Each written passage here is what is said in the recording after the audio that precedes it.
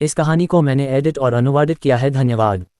अध्याय 416। लियांग हाओ की बात खत्म होने के बाद वह खुशी खुशी अपनी सीट पर वापस भागा और हे चेन को सूचित करने के लिए अपना मोबाइल फ़ोन निकाला। अगर लियांग हाओ असफल होता तो वह रात को वापस आने के बाद हे चेन को सूचित करता, लेकिन अगर वह सफल होता तो वह उसे तुरंत सूचित करता। आखिरकार हे चेन सिंगापुर में एक प्रसिद्ध और शक्तिशाली व्यक्ति था। यहाँ तक कि लियांग हाओ जब उसके साथ उसके बड़े बुजुर्ग नहीं होते तो वह हे चेन से मिलने और बात करने के योग्य नहीं था। अब रणविजय की खातिर हे चेन ने लियांग हाओ से मदद भी मांगी, जिसकी उसे पहले उम्मीद नहीं थी। अगर वह सफल होता तो हे चेन का उसके प्रति रवैया पहले से अलग होता।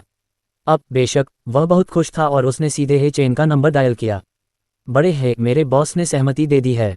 मैं कल आपके लिए मीटिंग का समय सुनिश्चित कर दूंगा। अपने भाई की उत्तेजना देखकर लियांग मेंकी ने मुंह बनाया। तुम इतने उत्साहित कैसे हो सकते हो? तुम बेकार हो। हाँ, लियांग हाओ मुस्कुराया और कहा, मैं खुश कैसे नहीं हो सकता। आखिरकार मैंने एल्डर हे की मदद की है। तुम हमेशा एल्डर हे के बारे में क्यों सोचते हो? सबसे होनहार आदमी तुम्हारे पीछे है। उस आदमी के बारे में क्या जिसे तुम्हारी बहन पसंद करती थी? लियांग मेंकी ने सिर हिलाते हुए कहा, वह सिर्फ कमाल का नहीं है। अगर जी परिवार को इसके बारे में पता होता तो वे 3 दिन और 3 रात तक जश्न मनाते। लियांग हाओ ने अपना सिर थोड़ा हिलाया। क्या तुमने नहीं कहा था कि उसके अपने परिवार के साथ रिश्ते खराब थे? लियांग मेंकी ने धीमी आवाज में पूछा। ये बहुत सामान्य है। आखिरकार जी परिवार लगभग 100 सालों से अस्तित्व में है और उसने कई नियम बनाए हैं, लेकिन मेहरा सभी नियमों की अनदेखी कर सकती है। लियांग हाओ ने अपना सिर हिलाया। हाँ, बहन यान को कुछ मुश्किलें हो सकती हैं क्योंकि उसने अभी तक अपने परिवार को सूचित नहीं किया है। शायद वह नहीं चाहती कि उन्हें पता चले या वह उन्हें किसी खास समय पर बताने जा रही है। लियांग मेंकी ने अपना सिर हिलाया और आह भरी। मुझे नहीं पता कि वे अपनी शादी कब करेंगे। उनका जीवन पहले से ही बहुत रोमांटिक है और उनकी शादी कल्पना से परे भव्य होनी चाहिए। आप उनकी शादी का उनसे ज्यादा इंतजार कैसे कर सकते हैं? लियांग हाओ ने मुस्कुराते हुए अपना सिर हिलाया और कहा, आप सही कह रहे हैं। कल मैं एल्डर हे और अन्य लोगों को पहले से याद दिला दूंगा। अन्यथा जब ये बड़े लोग सिंगापुर लौटेंगे तो वे निश्चित रूप से जी परिवार को इस बारे में बताएंगे। हम वापस आ गए हैं। यूकिन किंग और झाओ दाहू अपने हाथों में 4 कोल्ड ड्रिंक लेकर वापस आए। आज कोल्ड ड्रिंक के साथ डिनर का आनंद लेना ज्यादा आरामदायक होगा। खाना बनाते समय रणविजय भी बहुत गंभीर थे। रणविजय के रेस्टोरेंट का क्षेत्र सीमित था और ओवन रखने के लिए कोई जगह नहीं थी, इसलिए रोस्ट डक बनाने की प्रक्रिया झाओ फैंग द्वारा बगल के रेस्टोरेंट में व्यवस्थित की गई थी। हर बार जब वह बगल के कमरे से ओवन उधार लेता तो झाओ फैंग मैनेजर के अनुरोध पर रोस्ट डक छोड़ देता, जिससे मैनेजर बहुत खुश होता। रणविजय रोस्ट डक के अलावा रोस्ट पिग फीट और अन्य व्यंजनों का प्रभारी था। हालांकि एक साधारण शेफ को इतने सारे व्यंजन बनाने में बहुत समय लगता, लेकिन रणविजय की खाना पकाने की गति बहुत तेज थी और सभी प्रक्रियाएं व्यवस्थित तरीके से की जाती थीं। व्यंजनों का इंतजार करते हुए रणविजय ने अपना मोबाइल फोन निकाला और लेई तियानन का नंबर डायल किया। डायरेक्टर लेई, डायरेक्टर मेहरा। रणविजय के मोबाइल फोन से लेई तियानन के मुस्कुराते हुए शब्द आए। ये सुनकर रणविजय ने अपना सिर हिलाया और मुस्कुराया। मैनेजर लेई इतनी अच्छी तरह से तैयार हैं कि टोकन भी मुझे भेज दिया गया है। चूंकि मैं एक निर्देशक हूं तो मेरे इलाज के बारे में क्या? रणविजय ने पूछा। उपचार के बारे में ऐप में विस्तार से बताया गया है और आपको हर साल 100,000 अतिरिक्त अंक मिलेंगे। और बस इतना ही, मैं खुद इसकी जांच करूंगा। बस इतना ही। रणविजय ने सीधे फोन रख दिया। फिर उसने सेफ्टी फोर्स सेंटर का ऐप खोला और देखा कि नीचे दिखाया गया स्कोर 113,482 था। 100,000 से ज्यादा अंकों में से 10,000 से ज्यादा अंक हाल ही में जुयोंग और इंस्ट्रक्टर लियू ने अपने आदमियों को काम करने के लिए व्यवस्थित करके प्राप्त किए थे। मेरे मित्र में 999 जोड़ अपठित संदेश थे। रणविजय ने उस पर क्लिक किया और पाया कि वे सभी मित्र अनुरोध थे। कितने लोग मेरे मित्र बनना चाहते हैं? रणविजय ने बिना पढ़े संदेशों को अनदेखा करने के लिए सीधे क्लिक किया और फिर 50,000 अंक प्रोटेक्टर लेंग को हस्तांतरित कर दिए। लेकिन प्रोटेक्टर लेंग ने इसे स्वीकार नहीं किया। रणविजय ने सोचा कि प्रोटेक्टर लेंग ऑनलाइन नहीं है और वह अपना मोबाइल फोन नीचे रखने वाला था, लेकिन प्रोटेक्टर लेंग ने उसे एक वॉयस मैसेज भेजा। डायरेक्टर मेहरा, चलो, ये बहुत सारे अंक नहीं हैं। ये सुनने के बाद रणविजय ने सीधे जवाब दिया, ऋण चुकाना स्वाभाविक और उचित है। आपको इसे स्वीकार करना चाहिए। ठीक है, मैं इसे ले लूंगा। प्रोटेक्टर लेंग ने मुस्कुराने की कोशिश की। स्ट्रेंज पीक आइलैंड की लड़ाई के बाद वह लंबे समय तक हैरान था। अप्रत्याशित रूप से प्रोटेक्टर मेहरा, जो खुद कई बार प्राप्त हुआ था, एक ग्रैंड मास्टर स्ट्रॉन्ग था। उस समय रणविजय के नियंत्रण में अजीब काज सीधे ही किंगटियन के शरीर से बाहर निकल गया। जब भी प्रोटेक्टर लेंग को यह दृश्य याद आता तो वह कांप उठता। उसे उम्मीद थी कि रणविजय 50,000 अंक स्वीकार कर लेगा और उसे भविष्य में रणविजय से मदद मांगने का बहाना देगा। किसी बड़े आदमी से मदद मिलने की बहुत संभावना नहीं थी। दुर्भाग्य से रणविजय एक सिद्धांतवादी व्यक्ति था। चूंकि रणविजय ने उससे कहा था कि कर्ज चुकाना स्वाभाविक और उचित है, इसलिए वह जानता था कि रणविजय के अपने सिद्धांत और लक्ष्य हैं। मैंने इसे हल्के में लिया। प्रोटेक्टर लेंग ने असहाय होकर अपना सिर हिलाया। दूसरी तरफ रणविजय ने प्रोटेक्टर लेंग के अंक वापस चुकाने के बाद बचे हुए अंकों को 5 फायर स्टोन से बदल दिया। फिर उसने खाना बनाना जारी रखा। खाना खत्म होने के बाद झाओ फैंग अंदर आया और 2 वैन दरवाजे के पास रुकीं। वैन के अंदर पहाड़ से लाए गए फूल और घास थे, जबकि एक और ट्रक था जिसमें गमलों में लगे पौधों के लिए सजावटी अलमारियां थीं। दिन के दौरान अनन्या, काजल और जोहूफी ने पहाड़ पर लगे फूलों के बारे में बात की और फिर उन्होंने रेस्तरां को सजाने का फैसला किया। रणविजय की सहमति मिलने के बाद उन्होंने झाओ फैंग को व्यवस्था करने के लिए सूचित किया। अनन्या ने झाओ फैंग को विशेष रूप से बताया कि गुलाब के अलावा अन्य फूल भी यहाँ लाए जा सकते हैं। क्योंकि दूसरी मंजिल पर 999 गुलाबों का वह गुच्छा अभी भी खिल रहा था। उसे उम्मीद थी कि यह रेस्तरां में गुलाबों का एकमात्र गुच्छा रहेगा जो प्यार का प्रतिनिधित्व करता है। कभी कभी अनन्या एक छोटी लड़की की तरह व्यवहार करती थी क्योंकि रणविजय उसका पहला प्यार था और आमतौर पर महिलाएं अपने पहले प्यार की अधिक मांग करती हैं। हालांकि वर्षों के संघर्ष के बाद अनन्या बहुत दृढ़ और मजबूत थी, लेकिन उसे रणविजय की कोमलता में एक छोटी लड़की होने का आनंद मिला। रणविजय को अनन्या का बदलाव पसंद आया, खासतौर पर बिस्तर पर उनकी पोजीशन जो बढ़ने लगी। रणविजय जल्दी में नहीं था क्योंकि भविष्य में उनके पास एक दूसरे के साथ घुलने मिलने के लिए बहुत समय होगा और उसे वह मिलेगा जिसका वह हकदार है। रेस्टोरेंट में प्रवेश करने के बाद झाओ फैंग ने लियांग मिंग को देखा और उसे देखकर मुस्कुराया। टेबल पर लियांग हाओ के साथ झाओ फैंग के लिए कोई जगह नहीं थी। कभी कभी झाओ फैंग को लगता था कि अब बड़ी टेबलों के समूह में बदलने का समय आ गया है। रेस्टोरेंट के आकार को देखते हुए झाओ फैंग ने योजना छोड़ दी। यदि टेबल बड़ी होती तो रेस्टोरेंट में बहुत भीड़ होती। सभी का अभिवादन करने के बाद झाओ फैंग सीधे रसोई के काउंटर पर गया। मास्टर, मैं उन सभी खजानों को पहाड़ पर ले गया हूं और कुछ फूल और गहने वापस लाया हूं। कुल 1136 रात में चमकने वाले मोती हैं और मैं 22 वापस लाया हूं। ठीक है, रणविजय ने सिर हिलाया। इस समय रणविजय ने आखिरी डिश खत्म की और झाओ फैंग के साथ बर्तनों को दूसरी मंजिल पर ले जाने लगा। इस समय क्योंकि वहां 3 छोटे बच्चे थे, दूसरी मंजिल पर माहौल बहुत सक्रिय था। मोटा वांग येहान मिंगमैन के साथ अच्छा समय बिता रहा था और ऊंची आवाज में बात करने लगा। इसके विपरीत वू गुआंग बहुत शर्मीला था और वह दोनों के जूनियर अटेंडेंट की तरह काम कर रहा था और उनकी आज्ञा का पालन कर रहा था। यहाँ वयस्कों ने बात करना बंद कर दिया और तीनों छोटे बच्चों को खेलते हुए देखा। रणविजय और झाओ फैंग को बर्तन परोसते देख वांगिया और काजल भी मदद करने के लिए नीचे गए और जल्द ही टेबल भर गई। टेबल पर स्वादिष्ट भोजन को देखकर सभी के मुंह में पानी आ गया। वांग जियाक्सुआन और उनके पति अभी भी थोड़े विवश थे। आखिरकार ये पहली बार था जब वे रणविजय के रेस्तरां में आए थे। जब उन्होंने रणविजय को खाना बनाते और परोसते देखा तो वे एक दूसरे को देखकर भावुक हो गए। ये सराहनीय है कि मिस्टर मेहरा जैसा महान व्यक्ति एक अच्छा इंसान भी है जो जीवन को समझता है। उन्होंने कुछ ऐसे भागीदारों के बारे में सोचा जो उच्च पद पर नहीं थे, लेकिन अपने जीवन की गुणवत्ता सुनिश्चित करने के लिए बहुत सारी नैनी नियुक्त करते थे और वे थोड़े बहुत नखरेबाज भी थे। उनके लिए खाना बनाना असंभव था, लेकिन अब जब उन्होंने स्वादिष्ट भोजन से भरी मेज देखी तो वे थोड़ी देर के लिए ईर्ष्यालु हो गए। कभी कभी खुद से खाना बनाना भी एक तरह की आत्मखेती होती है। यह आश्चर्यजनक है कि हान इतने सारे व्यंजन बना सकता है। रोंग जियाक्सिन ने रणविजय को देखकर मुस्कुराया। हाँ, मिंगमैन ने सिर हिलाया और गर्व से कहा, मेरे पापा सबसे शक्तिशाली हैं। ये वाक्य लगभग मिंगमैन का मंत्र था, लेकिन रणविजय इस वाक्य को सुनकर हमेशा खुश होता था। कभी कभी रणविजय कुछ विचार भी लेकर आता था आगे और प्रयास करने के लिए।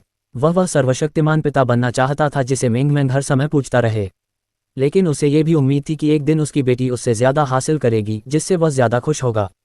यह उम्मीद करना सही था कि उनके बच्चे लोगों के बीच ड्रैगन और फीनिक्स बनेंगे।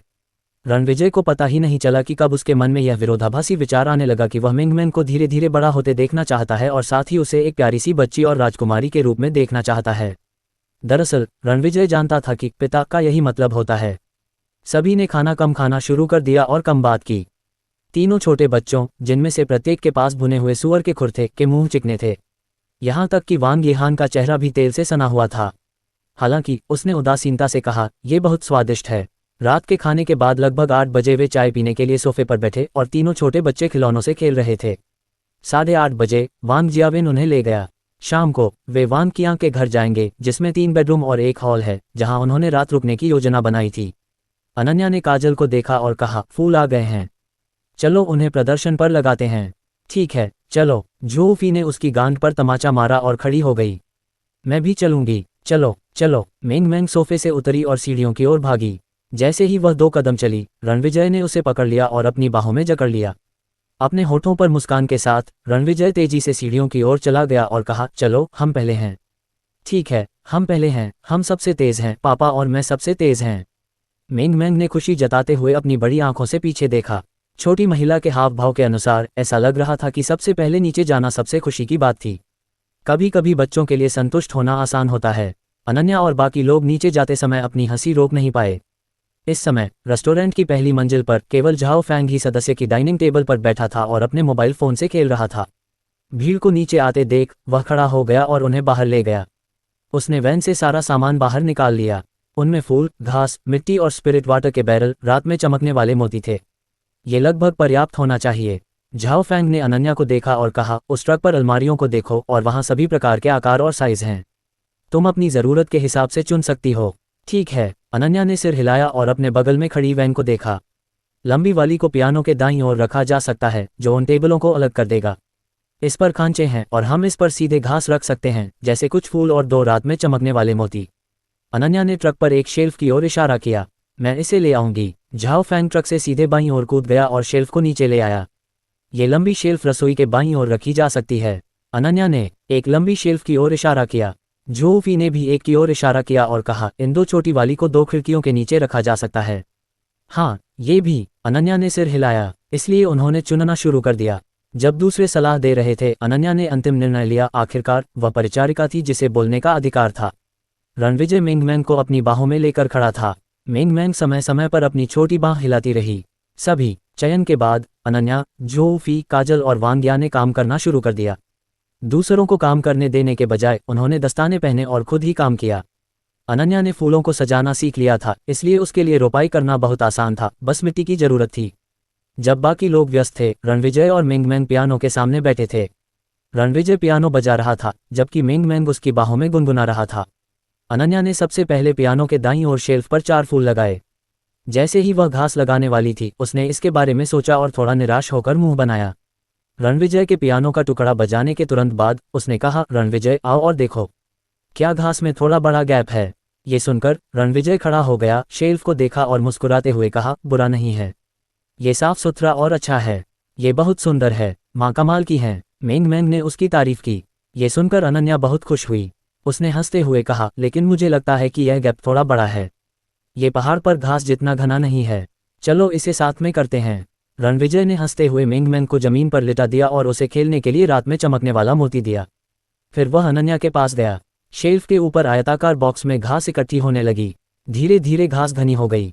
तो मैं तुम्हारे लिए घास पकड़ती हूँ, अनन्या ने कहा। फिर रणविजय के पास खड़ी हो गई, मुट्ठी भर सुगंधित घास पकड़े हुए। जब रणविजय खत्म हो जाता तो वह घास उसे थमा देती। दरअसल ये सरल कार्य रणविजय पल भर में पूरे कर सकते थे, लेकिन उसे अनन्या के साथ इस तरह धीरे धीरे काम करने में मजा आता था। कई बार ऐसा होता है जब महत्वपूर्ण चीज परिणाम नहीं बल्कि प्रक्रिया होती है। यह एक व्यक्ति के जीवन की तरह है। आप जिस चीज का आनंद लेते हैं वह प्रक्रिया ही है। अंत में एक शेल्फ की देखभाल करने के बाद अनन्या और रणविजय दूसरे शेल्फ पर चले गए। वे 10 बजे तक इतने व्यस्त थे कि रेस्तरां की पहली और दूसरी मंजिल पूरी तरह बदल गई थी।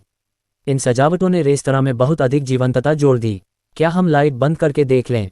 जब वे पहली मंजिल पर बैठे तो अनन्या परिणामों पर संतुष्टि के साथ मुस्कुराई और कई रात चमकते मोतियों को देखा।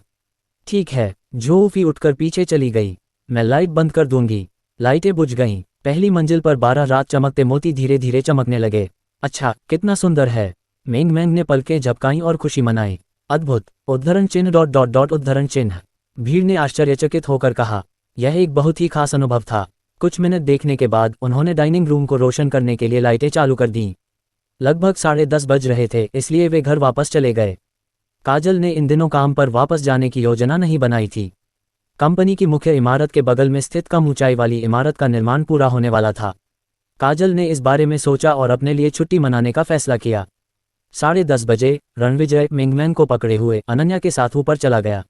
लाइट बंद करने के बाद हालांकि बेडरूम में मोती नहीं थे, फिर भी पहली और दूसरी मंजिल से आने वाली हल्की रोशनी कमरे में आ सकती थी। अब अनन्या रणविजय के सामने अपना पजामा बदलने में शर्माई नहीं थी। मिंग मैंग को पजामा पहनाने के बाद माँ और बेटी जल्दी से बिस्तर पर चली गईं और आखिरी में रणविजय था। मैं कहानी जारी रखने जा रहा हूँ। बौनों का राजा और कल्पित बौनों का राजा समुद्र में थे। उन्होंने पाया 10 मिनट से ज्यादा कहानी सुनाने के बाद रणविजय ने पाया कि माँ और बेटी दोनों सो गए थे। रणविजय ने अपना सिर हिलाया क्योंकि उसने कुछ रोमांटिक करने की योजना बनाई थी। लेकिन कल रात अनन्या इतनी थकी हुई थी कि उसकी आवाज़ भी चली गई थी। अब वह नींद की कमी के कारण थोड़ी थकी हुई हो सकती है। हालांकि अनन्या के शरीर में ऐसी रहस्यमयी ऊर्जा देखकर रणविजय भ्रमित था, लेकिन उसकी शारीरिक विशेषता बहुत सामान्य थी। जब वह बहुत ज़्यादा बात करती थी तो उसकी आवाज़ सूख जाती थी और वह भी आम लोगों की तरह बीमार पड़ जाती थी। यांग किंग वाटर की कई बोतलें पीने के बाद भी उसकी त्वचा को छोड़कर उसके स्वास्थ्य में कोई सुधार नहीं हुआ था। मैं कल उसके लिए कुछ औषधीय गोलियां बनाऊंगा। रणविजय ने अनन्या की ताकत बढ़ाने की योजना बनाई। अगर वह औषधीय गोलियां अवशोषित कर सके, केवल खुद को सशक्त बनाकर ही वह हर समय सुरक्षित रह सकती थी।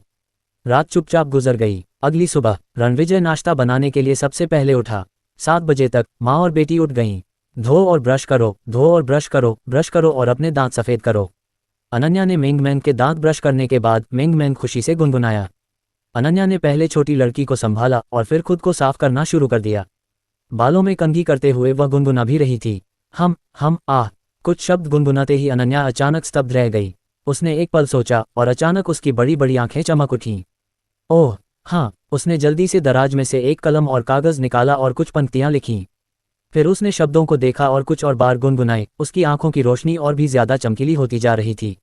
उसने जल्दी से अपना मोबाइल फ़ोन निकाला और जो फेई का नंबर डायल किया। फेई, क्या तुम बाहर हो? नहीं, बहुत बढ़िया, मेरे लिए एक गिटार लाओ, मुझे गाने लिखने की प्रेरणा मिल रही है। उसने अपने लिखे हुए छोटे छोटे वाक्यों को देखा, गुनगुनाया और सीढ़ियों की ओर तेजी से बढ़ी। हनी, यहाँ आओ। पापा, यहाँ आओ, मेंगमैन ने अनन्या के लहजे में कहा। ये सुनकर रणविजय ने अपना काम छोड़ दिया और सीढ़ियों से ऊपर चला गया। क्या हुआ? रणविजय ने पूछा। मेरी धुन सुनो। हूँ। अनन्या ने कुछ शब्द गुनगुनाए, रणविजय की ओर उम्मीद भरी निगाहों से देखा और पूछा, कैसा है? रणविजय दंग रह गया। उसने कुछ देर सोचा, फिर अनन्या की ओर देखा और मुस्कुराते हुए बोला, ठीक है, बहुत बढ़िया है, मेरी हनी कमाल की है और यह गाना ज़रूर लोकप्रिय होगा। हाँ, अनन्या तारीफ पाकर बहुत खुश हुई। तो मैं आज सुबह तुम्हारे साथ नहीं आऊँगी, मैं ये गाना लिखना खत्म कर दूंगी। हाँ, ज़्यादा थकना मत, मैं पहले नाश्ता बना लूँगा, रणविजय ने हंसते हुए कहा और फिर से नीचे चला गया। जब नाश्ता तैयार हो गया तो काजल, रोंग जियाक्सिन और बाकी लोग भी आ गए। नाश्ते के बाद जोऊफी और अनन्या काम करने के लिए रेस्तरां में रुके और किसी और ने उन्हें परेशान नहीं किया। झाओ फैंग ने लेंगयू को अनन्या के साथ जाने के लिए कहा, जबकि वह और रणविजय दूसरों को माउंट न्यू मून ले गए। चून की भट्ठी, अग्निपत्थर और आत्मा के खजाने सभी तैयार थे, इसलिए रणविजय ने सोचा कि यह फसल काटने का समय है। अध्याय 417। न्यू मून पर्वत की तलहटी में जब सभी बाहर निकल आए, मेंगमैन ने झाओ फैंग को ट्रंक से 3 लंबे सिलेंडर और 2 या 3 बाल्टियां निकालते देखा और उत्सुकता से पूछा, पापा, यह क्या है? यह मछली पकड़ने का सामान है। यह मछली पकड़ने के लिए है, रणविजय ने हंसते हुए कहा। यह क्या है? मेंगमैन ने उत्सुकता से पूछा। मछली पकड़ने के उपकरण, रणविजय ने विस्तार से बताया। मछली पकड़ने वाली छड़ी लंबी है और उस पर एक पतली रेखा है। रेखा के नीचे एक हुक है और हम छोटी मछलियों को खाने के लिए हुक पर चारा डाल सकते हैं। एक बार जब वे इसे काट लेंगे तो वे पकड़े जाएंगे और हम उन्हें खा सकते हैं। तो मैं झींगा खाना चाहता हूँ। क्या मैं पिछली बार पापा द्वारा बनाए गए झींगे पकड़ सकता हूँ?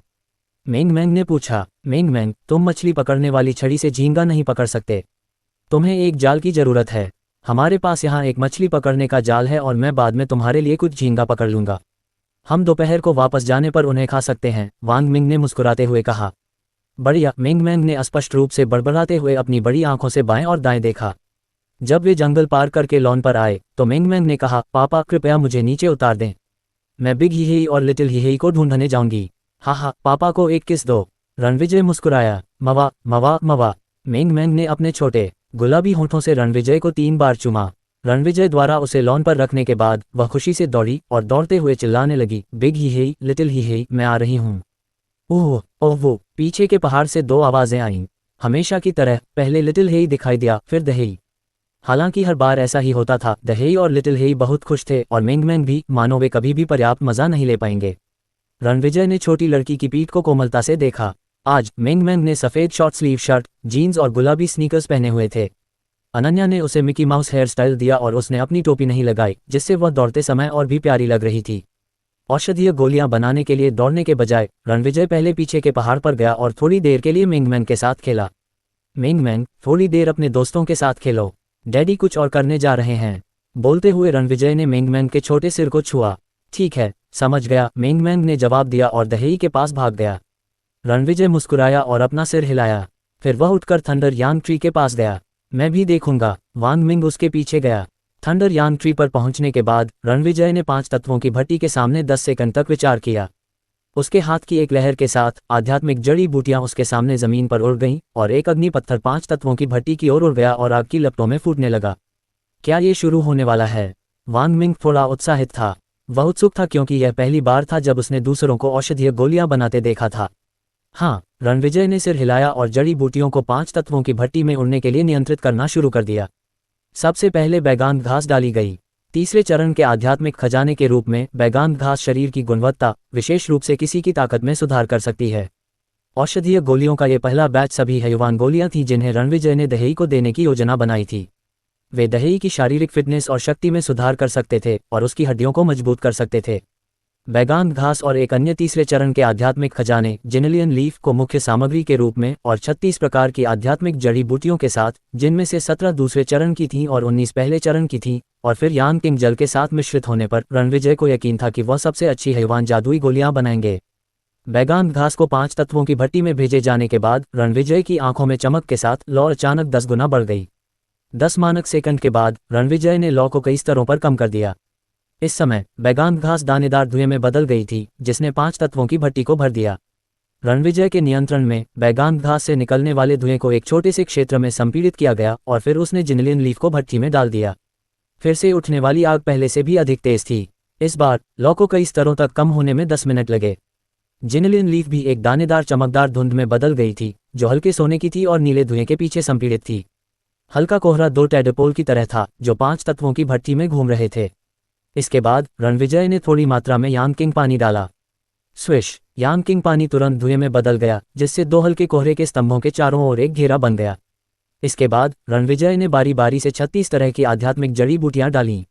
उन्होंने एक पन्ना हरा पीसने वाला प्लेट बनाया जो 5 तत्वों की भट्टी की भीतरी दीवार को ढंक रहा था। अगर वांग मिंग ये दृश्य देख पाता तो वह चिल्लाता, क्या ये ताइजी ग्राफ नहीं है?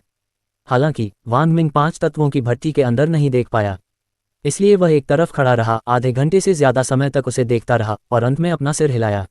मुझे नहीं पता कि यह क्या है। हान, अपना समय लो, मैं मछली पकड़ने जा रहा हूँ। ठीक है, रणविजय ने जवाब दिया। इसके साथ ही वांग मिंग पालतू जानवरों के क्षेत्र में वापस चला गया, अपने मछली पकड़ने के गियर और फोल्डिंग स्टूल को उठाया, मछली के तालाब में गया और मछली पकड़ना शुरू कर दिया। हवा का आनंद लेते हुए और सुंदर दृश्यों को देखते हुए वांग मिंग ने खुशी से कहा, क्या शानदार जीवन है। रणविजय 5 तत्वों की भट्टी के सामने खड़ा था और उसे देख रहा था। हवा उसके चेहरे को छू रही थी और उसके छोटे बाल थोड़े से लहरा रहे थे। कीमिया की प्रक्रिया में वह अमर की क्यूई से भी घिरा हुआ था। इससे झाओ फैंग, जो पीछे चुपचाप खड़ा था, रणविजय को और भी अधिक पसंद करने लगा। जैसे जैसे समय बीतता गया, 5 तत्वों की भट्टी में सभी ऊर्जा लगातार संघनित होती रही। 1.5 घंटे के बाद वे अंततः एक हथेली के आकार की गोली में एकत्रित हो गए। औषधीय गोली हल्के नीले रंग की और चमक रही थी, लेकिन यह अभी तक पूरी नहीं हुई थी। पूरा हुआ। अचानक रणविजय की आंखों से एक रोशनी फूट पड़ी और नीचे का अग्नि पत्थर फट गया। फिर एक हल्की नीली लौ ने 5 तत्वों की भट्टी को घेरना शुरू कर दिया। 1 सेकंड, 2 सेकंड, आखिरकार 10वें सेकंड के बाद लौ विलीन हो गई और भट्टी से एक नीली रोशनी उड़ी। रणविजय ने अपना हाथ हिलाया और औषधीय गोली उसकी हथेली में उड़ गई। लगभग 3 सेमी व्यास वाली हैवान जादुई गोली सफलतापूर्वक बनाई गई थी। गोली की सतह पर तैरती धुंध को देखकर रणविजय मंद मुस्कुराया। सबसे अच्छी गुणवत्ता वाली तीसरे चरण की हैवान जादुई गोली। इसका प्रभाव चौथे चरण की हैवान जादुई गोली के बराबर था, जो दहेई की ताकत बढ़ाने के लिए पर्याप्त थी। ये सोचकर रणविजय ने अपना सिर घुमाया और पीछे के पहाड़ की ओर देखा। ये देखकर कि दहेई और मिंगमैन खुशी से खेल रहे थे, रणविजय मुस्कुराया और दहेई को तुरंत गोली लेने के लिए बुलाने का विचार छोड़ दिया। फिर मैं कुनलू गोली बनाऊंगा। रणविजय की योजना के अनुसार वह सुबह दहेई और लिटिल हेई के लिए हैवान और कुनलू जादुई गोलियां बनाने में बिताएगा और दोपहर में अन्य गोलियां बनाएगा। ठीक इसी समय झाओ फैंग आया और बोला, मास्टर, लियांग हाओ ने आधे घंटे पहले मुझसे संपर्क किया था। वह और ग्रैंड मास्टर ही पहाड़ की तलहटी में पहुंच चुके हैं। चूंकि मास्टर छर्रे बना रहे थे, इसलिए मैंने उन्हें पहाड़ पर नहीं आने दिया। ओह, आप उन्हें यहाँ आने दे सकते हैं, रणविजय ने कहा। वह आराम करने जा रहा था। वांग मिंग और झाओ फैंग की नज़र में अभी कीमिया की प्रक्रिया बहुत ही आरामदेह और अनौपचारिक थी, लेकिन वास्तव में रणविजय बहुत गंभीर था।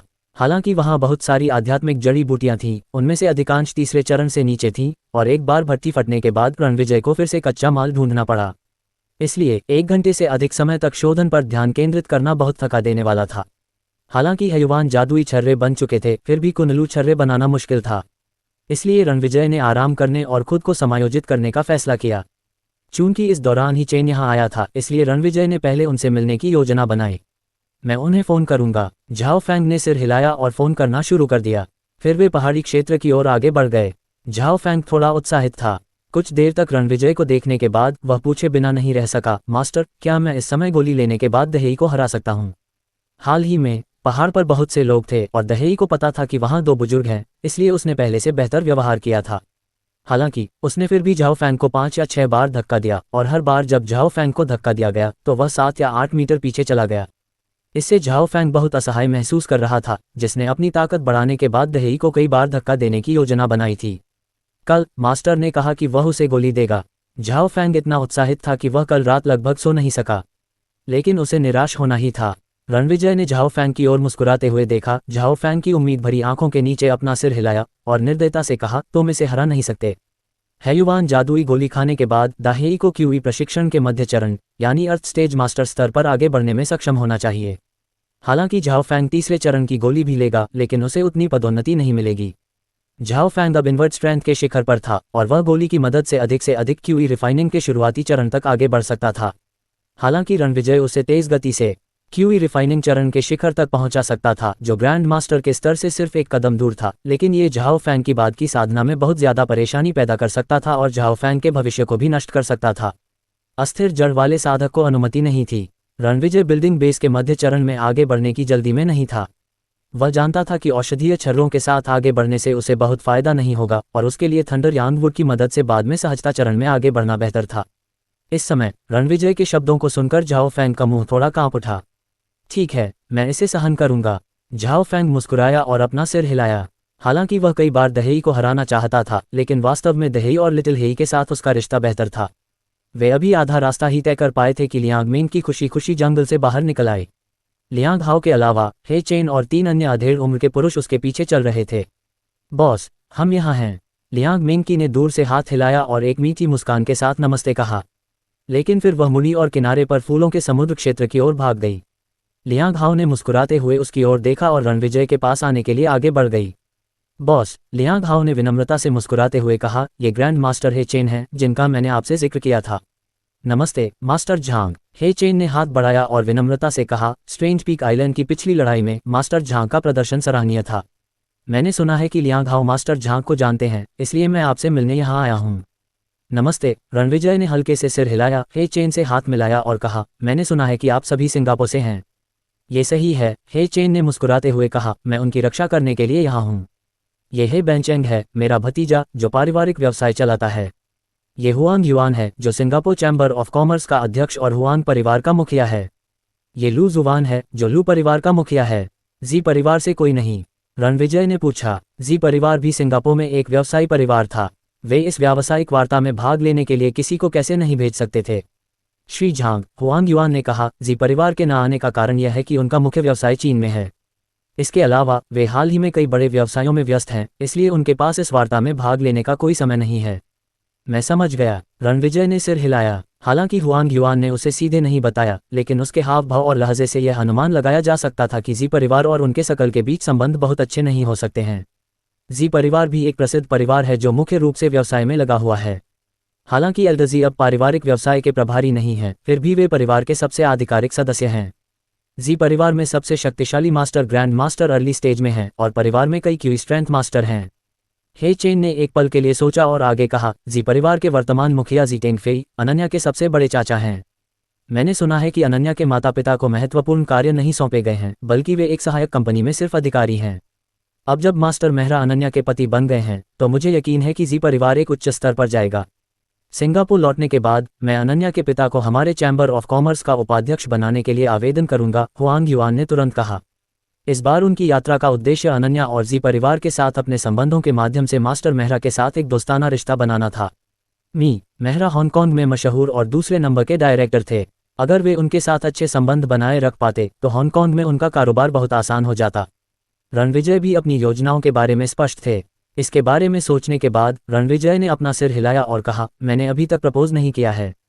हे चेन और बाकी लोग दंग रह गए। फिर वे समझ गए और बोले, चिंता मत करो मास्टर झांग। हम इस बारे में दूसरों से बात नहीं करेंगे, मुझे अभी भी कुछ काम है, कृपया खुद की मदद करें। रणविजय ने सिर हिलाया और कहा। फिर हम चलते हैं, हे चेन ने मुस्कुराते हुए कहा। कृपया हमें सूचित करें कि मास्टर मेहरा कब शादी का प्रस्ताव रखने जा रहे हैं। हुआंग युआन और बाकी लोगों ने विनम्रता से रणविजय को विदा किया और जाने लगे।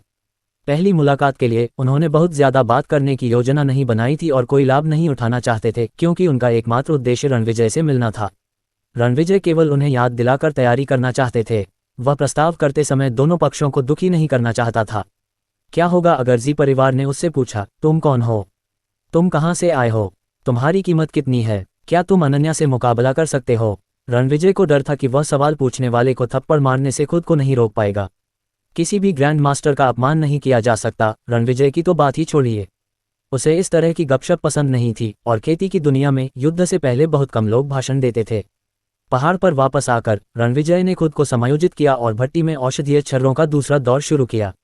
ये लुओकुन छर्रे थे। 3 मुख्य सामग्रियां थीं। फेंगशा की लकड़ी, एक तीसरे चरण का आध्यात्मिक खजाना जो हवा की शक्ति के माध्यम से शरीर की योग्यता और गति को बेहतर बनाने में मदद करता था। जाहिर है ये लिटिल हेई के लिए बहुत उपयुक्त था, जिसकी विशेषता तेज गति थी। इसके अलावा जेनिलियन लीफ भी था, जिसका इस्तेमाल एक बार पहले भी किया जा चुका था। 9 तीसरे चरण के आध्यात्मिक खजानों में से 2 तीसरे चरण के आध्यात्मिक खजाने का इस्तेमाल रणविजय ने किया था। तीसरा किमाई बांस था, एक तीसरे चरण का आध्यात्मिक खजाना जो साधक के आगे बढ़ने पर एक निश्चित क्षमता प्राप्त करने की संभावनाओं को बढ़ा सकता था। जैसा कि कहा जाता है, ये प्रतिभा का जागरण था। कुनलुओ छर्रे मुख्य सामग्री के रूप में 3 प्रकार के आत्मिक खजाने तथा सहायक सामग्री के रूप में 37 प्रकार के दूसरे चरण के आत्मिक खजाने और 68 प्रकार के आत्मिक खजाने से बनाए जा सकते हैं। कुनलुओ छर्रे न केवल साधकों की शक्ति बढ़ा सकते हैं, बल्कि उनकी शारीरिक फिटनेस में भी सुधार कर सकते हैं, हवा का उपयोग करने की उनकी क्षमता को बढ़ा सकते हैं, उनकी गति में सुधार कर सकते हैं तथा साधकों को प्रतिभा प्राप्त करने का मौका दे सकते हैं। रणविजय ने एक और अग्निपत्थर को 5 तत्वों की भट्टी के निचले हिस्से में ले जाया। शोधन की प्रक्रिया के साथ भट्टी में विभिन्न प्रकार के आत्मिक खजाने डाले गए। 1.5 घंटे बाद हुश, भट्टी से आग जैसी लाल रोशनी आई। जैसे ही रणविजय ने छर्रे को पकड़ा और उसे देखा, उसकी आंखें चमक उठीं। सौभाग्य, ये तीसरे चरण का कुनलुओ छर्रा था। रणविजय ने अपने पुनर्जन्म के बाद पहली दिव्य स्तर की औषधीय गोली बनाई थी। अध्याय 418। गोले की 2 भट्टियों को परिष्कृत करने के बाद 11:30 बज चुके थे। रणविजय ने पीछे देखा और पाया कि मेंग दहेई के पेट पर बैठी थी और लिटिल हेई दहेई के खिलाफ झुकी हुई थी। रोंग जियाक्सिन और अन्य लिटिल हेई के बगल में थे और उनके आसपास दर्जनों कुत्ते भी थे। ये बहुत गर्म और प्यारा लग रहा था। रणविजय चले गए और मेंगमैन को अपनी बाहों में पकड़ लिया। फिर उसने उसके छोटे गुलाबी चेहरे को चूमा और मुस्कुराते हुए कहा, ये 11:30 बजे हैं। हमें दोपहर के भोजन के लिए वापस जाना चाहिए। क्या हम दोपहर में यहाँ वापस आ सकते हैं? मेंगमैन ने अपना छोटा सा मुंह फुलाते हुए कहा, ओह ठीक है, मैं मामा को दोपहर में यहाँ आने के लिए कहूँगी। तो चलो वापस चलते हैं। हान, मैंने जो मछली पकड़ी है उसे देखो, एक नज़र डालो कि हमें किसकी ज़रूरत नहीं होगी और मैं उसे वापस फेंक दूंगा। वांग मिंग बाल्टी लेकर आया। अंदर बहुत सारी मछलियां थीं, जिनमें 3 बड़ी किंगजियांग मछलियां, 2 कैटफिश, 1 ग्रास कार्प और कुछ छोटी क्रूसियन थीं। अंदर और भी झींगे थे क्योंकि मेंगमैन ने सुबह कहा था कि वह कुछ खाना चाहती है। वांग मिंग ने इसे ध्यान में रखा और उसके लिए और भी झींगे पकड़े। रोंग जियाक्सिन और वांग मिंग दोनों ने मेंगमैन को अपनी पोती के रूप में अपनाया था।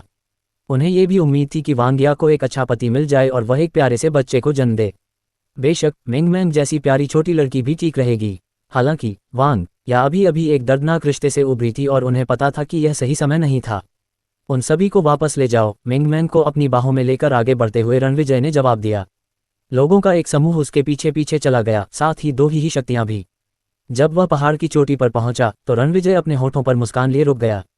उसने दहेई और लिटिल हेई की ओर देखते हुए कहा, तुम दोनों बैठ जाओ। हुश, लिटिल हेई तुरंत बैठ गया। ओह, दहेई ने अपना सिर खुजलाया और अपने बड़े नितंब पर बैठ गया। अपना मुंह खोलो, रणविजय ने कहा। दहेई और लिटिल हेई दोनों ने अपना मुंह खोला। हुश हुश, अचानक प्रकाश की 2 धाराएं उनके मुंह में उड़ गईं। दहेई ने हल्के नीले रंग की हैवान जादुई गोली खा ली, जबकि लिटिल हेई ने लाल रंग की कुनलुओ जादुई गोली खा ली। ओह ओह ओह ओह ओह ओह ओह ओह ओह, दहेई ने अपने होंठ चटकाए और चिंतित हो गया। फिर उसने रणविजय पर भौंकना शुरू कर दिया। ये बहुत तेज था, मैंने अभी तक इसका स्वाद नहीं चखा है। पापा, आपने उन्हें क्या खिलाया? मेंगमैन ने असमंजस में पूछा। मैंने उन्हें कुछ खाना खिलाया, रणविजय ने उत्तर दिया और फिर नीचे की ओर जाने लगा। किस तरह का खाना? क्या मैं इसे खा सकता हूँ? मेंगमैन ने उत्सुकता से कहा। रणविजय ने मुस्कुराते हुए धीरे से उत्तर दिया, तुम इसे अभी नहीं खा सकते, लेकिन जब तुम बड़े हो जाओगे तो खा सकते हो। पिताजी तुम्हारे लिए सभी बेहतरीन चीजें छोड़ देंगे। वाह मवाह मवाह मवाह, पापा सबसे अच्छे हैं, लेकिन मिंगमैन कब बड़ा होगा? ओह, रणविजय उस प्रश्न से हैरान था। 3 सेकंड सोचने के बाद वह मुस्कुराया और उत्तर दिया, जब मिंगमैन, ओह, जब तुम इतने लंबे हो तो तुम बड़े हो जाओगे। रणविजय ने अपना दाहिना हाथ आगे बढ़ाया और लगभग 1.7 मीटर की ऊंचाई का इशारा किया। ये कितना लंबा है? पापा पापा, मुझे नीचे बिठाओ और मुझे देखने दो कि यह कितना लंबा है। मिंगमैन ने अपने छोटे शरीर को रणविजय की बाहों में घुमाया।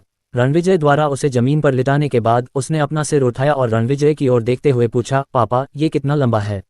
जब आप इतने लंबे हैं। रणविजय ने फिर से इशारा किया। ओह, ये बहुत लंबा है। क्या क्या मैं इतना लंबा हो सकता हूँ? बेशक आप हो सकते हैं। रणविजय ने हंसते हुए मिंगमैन को फिर से अपनी बाहों में जकड़ लिया और उसके गुलाबी चेहरे को चूमा। वह 1.8 मीटर से अधिक लंबा था और अनन्या 1.75 मीटर थी। ऐसे जीन के साथ यह अनुमान लगाया गया था कि मिंगमैन 1.7 मीटर से अधिक लंबा होगा। नहीं पापा, मिंगमैन अचानक स्तब्ध रह गई। क्या हुआ? रणविजय ने उलझन में पूछा। जब मैं इतना लंबा हो जाऊंगा तो आप मुझे सबसे अच्छा खाना देंगे। लेकिन माँ क्या खाएंगी? मिंगमैन ने अपनी बड़ी बड़ी चमकीली आंखें झपकाते हुए पूछा। बेशक मैं तुम्हारी माँ को भी सबसे बढ़िया दूंगी। तुम दोनों सबसे बढ़िया खाना खाओगे। नहीं, मैं ये सुनिश्चित करूंगा कि तुम और माँ हमेशा सबसे बढ़िया खाना खाएं, रणविजय ने धीरे से कहा। मम्मा, पापा सबसे बढ़िया हैं, मैं तुमसे प्यार करती हूँ। मिंगमैन ने अपनी छोटी छोटी बाहों से रणविजय की गर्दन को और कसकर पकड़ लिया और अपना छोटा सा सिर उसके करीब ले गई। वह बहुत खुश दिख रही थी। रणविजय ऐसा लग रहा था जैसे वह नशे में था, उसकी आंखों में अंतहीन कोमलता थी। वह इस तरह के जीवन से वाकई संतुष्ट था। अपने माता पिता को पाने के बाद पूरा परिवार एक साधारण और सादा जीवन जीने के लिए वहां रहेगा। धीरे धीरे यही रणविजय की सबसे बड़ी इच्छा बन गई थी। ये जल्द ही होगा, ज्यादा से ज्यादा 1 साल। रणविजय ने अपनी आंखों की गहराई में दृढ़ निश्चय के साथ सीधे आगे देखा। उस उद्देश्य के लिए भले ही मुझे आसमान को तोड़ना पड़े या जमीन में घुसना पड़े या मुझे किसी दुर्जय दुश्मन का सामना करना पड़े, मैं नहीं डरूंगा। उस लक्ष्य को प्राप्त करने के लिए भले ही मुझे अनगिनत लाशों पर चलना पड़े, मैं परवाह नहीं करूंगा। पिता बनने के बाद रणविजय के विचार अनजाने में बहुत बदल गए थे, लेकिन ऐसा लग रहा था कि सब कुछ बेहतर दिशा में बदल रहा था। जब रणविजय और मिंगमैन बात कर रहे थे तो वांग मिंग और बाकी लोग कुछ नहीं बोले। वे बस अपने सामने पिता और बेटी को चुपचाप देखते रहे। उनकी बातचीत सुनते हुए रोंग जियाक्सिन ने चुपके से आह भरी। समय उड़ जाता है। या भी जब छोटी थी तो बहुत प्यारी थी, लेकिन अब वह पलक झपकते ही बड़ी हो गई है। काश, वांग मिंग ने थोड़ा उदास होकर जोर से आह भरी। उसे लगा कि वह वांगया के लिए योग्य पिता नहीं है। अगर वह समय में पीछे जा सकता तो वह भी उसे उसी तरह प्यार करता। लेकिन अभी भी बहुत देर नहीं हुई है। वांग मिंग ने वांगया को देखा जो उसके बगल में थी। उसकी आंखों में अपराधबोध और प्यार था। उसने उसका हाथ थाम लिया। वांगया का शरीर कांप उठा। उसके माथे के दोनों तरफ सफेद बालों को देखते हुए उसकी आंखें लाल हो गईं। फिर वह चुपचाप चलते हुए अपना सिर नीचे कर लेती है।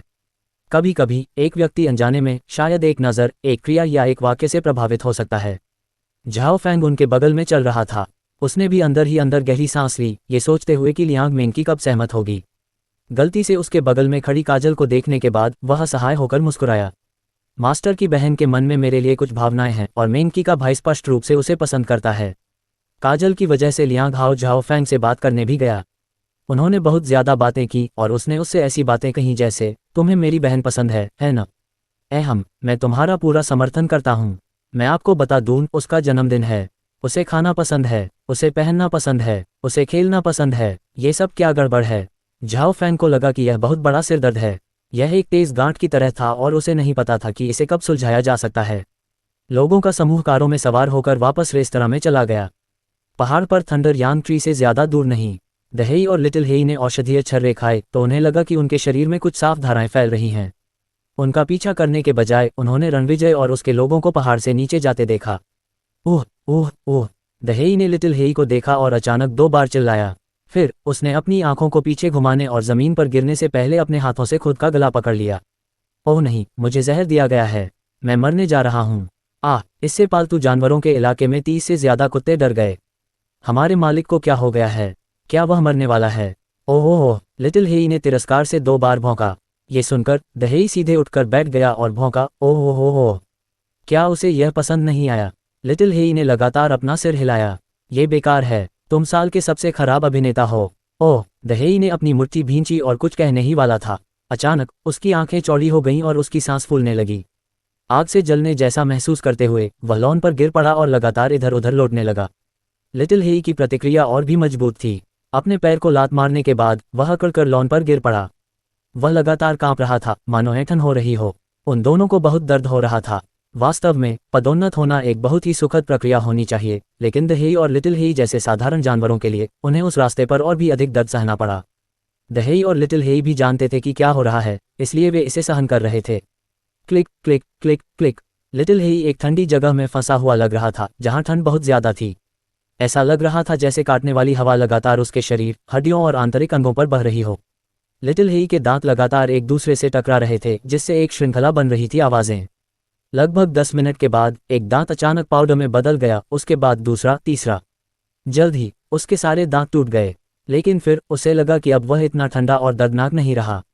उसके दांतों में खुजली हो रही थी। अगर कोई उसे देख पाता तो पाता कि उसके मुंह में एक एक करके दांत फिर से उगाए हैं, जो खजाने की तरह चमक रहे हैं। साथ ही उसके सारे मूल पंजे गिर गए और उनकी जगह कुछ नुकीले पंजे उगाए। उसके पैरों के तलवे लगातार बदल रहे थे और लाल रंग की रोशनी बह रही थी। अंत में वह पहले से दुगना मोटा हो गया और पहले की दहेई की त्वचा से ज्यादा मुलायम नहीं था, जो तेज गति को झेल सकती थी। उन बदलावों के अलावा कुछ और भी थे। सबसे महत्वपूर्ण बात यह थी कि उसकी ताकत में तेजी से सुधार हो रहा था। दहेई के लिए यह ज्यादा बड़ा चढ़ाकर बताया गया था। उसके पूरे शरीर के बाल झड़ गए थे और उसका रूप बिल्कुल नया हो गया था। साथ ही उसकी सारी हड्डियों से कर्कश आवाजें सुनाई दे रही थीं, जैसे कि वे टूट गई हों, और उसका आकार बड़ा और बड़ा होता जा रहा था। 2.1 मीटर, 2.2 मीटर, 2.3 मीटर। आखिरकार वह 2.5 मीटर लंबा हो गया। बड़े आकार के साथ उसके हाथ और पैर मोटे हो गए। इसके अलावा उसकी पलकें, नाक, कान, गला और अन्य मुख्य बिंदु भी लगातार मजबूत हो रहे थे। लेकिन सबसे बड़ा बदलाव था इल्यूसरी बॉडी कॉपर कॉइन, जो उसने अपनी छाती के सामने पहना हुआ था। किसी नीली रोशनी के हमले में वह टूट गया। ये किसी धुंध में बदल गया जो उसकी आंखों के माध्यम से अंदर चला गया। ओह, दहेई दंग रह गया। फिर उसे तरोताजा महसूस हुआ और पूर्णता और शक्ति की भावना ने उसे बड़बड़ाने पर मजबूर कर दिया। वाह! तभी लिटिल हेई के शरीर में भी बदलाव पूरे हो गए। उसका आकार नहीं बदला, लेकिन उसका शरीर बेहतर अनुपात में हो गया। परिवर्तनों की उस श्रृंखला ने पालतू जानवरों के क्षेत्र में अन्य जानवरों को चौंका दिया। ओह भगवान, बॉस बड़ा हो रहा है। ये कमाल है। उन जानवरों के ध्यान में अचानक उद्धरण चिन्ह, प्रश्नवाचक चिन्ह, प्रश्नवाचक चिन्ह, प्रश्नवाचक चिन्ह, उद्धरण चिन्ह। हमारा बॉस छोटा क्यों हो गया? उन्होंने देखा कि जब दहेई की आंखें घूम रही थीं, तो उसका शरीर छोटा होता जा रहा था और आखिरकार वह 1.5 मीटर लंबा हो गया। उसने अपना सिर नीचे किया और चारों ओर देखा। ओह, उसे यह पसंद नहीं आया, इसलिए वह भौंकने लगा। फिर उसका शरीर फिर से बड़ा हो गया और 2.5 मीटर लंबा हो गया। ओह ओह ओह, ये तो ऐसा ही है। मजबूत होना बहुत बढ़िया है। दहेई ने खुशी से इसके बारे में सोचा, लेकिन अचानक उसने अपना सिर खुजलाया, क्योंकि वह फिर से 1.7 मीटर लंबा हो गया और उसका रूप लगातार बदल रहा था। अंत में वह सूट पहने झाओ फैन जैसा दिखने लगा। ओह, दहेई की आंखें घूम गईं और उसने खुद को धकेलने के लिए अपना हाथ आगे बढ़ाया। फिर उसने झाओ फैन जैसा होने का नाटक किया और 7 या 8 मीटर तक लड़खड़ाया। बहुत गरीब दिखने के कारण वह कराह उठा। ओह ओह, वह व्यक्त कर रहा था, बॉस मुझे माफ कर दो, मैं गलत था, मुझे माफ कर दो। ओह, लिटिल हेई ने तिरस्कार के साथ भौंकते हुए कहा। ओह ओह ओह, दहेई ने बड़बड़ाया। उसने अपने कपड़े उतारने के लिए अपने हाथ बढ़ाए, ये देखने के लिए कि उसकी मांसपेशियां झाओ फैन की तरह हैं या खुद की तरह, लेकिन पाया कि यह सब बाल थे। ओह, ये पता चला कि केवल इसकी उपस्थिति बदली जा सकती थी। दहेई ने अपना सिर खुजलाया और अपनी आंखें घुमाईं, जबकि उसका शरीर बदल रहा था। फिर वह एक परिचारिका की तरह हो गई, खेल के कपड़े पहने और टोपी पहने हुए। ओह ओह, दहेई ने धीमी आवाज में भौंकते हुए कहा। ऐसा लग रहा था जैसे वह लिटिल हेई से पूछ रहा हो, कैसा है? क्या मैं उसकी तरह दिखता हूँ? जब मेजबान अगली बार आएगा तो मैं उसे ये दिखाऊंगा। भौंकने के बाद उसने अपना शरीर घुमाया। लिटिल हेई ने भी ये देखकर 2 बार भौंका। तुम्हारी हिम्मत है कि तुम मेजबान का रूप धारण करके यहाँ दिखावा करो। अगर मेजबान ने ये देखा तो मुझे डर है कि तुम पिट जाओगे। ओह ओह ओह ओह, दहेई ने बार बार अपना सिर हिलाया और वापस अपने रूप में आ गया। वह 2.5 मीटर लंबा होने से बहुत संतुष्ट था। फिर उसने लिटिल हेई की ओर इशारा किया और कुछ बार भौंका। क्या तुम में कोई बदलाव आया है?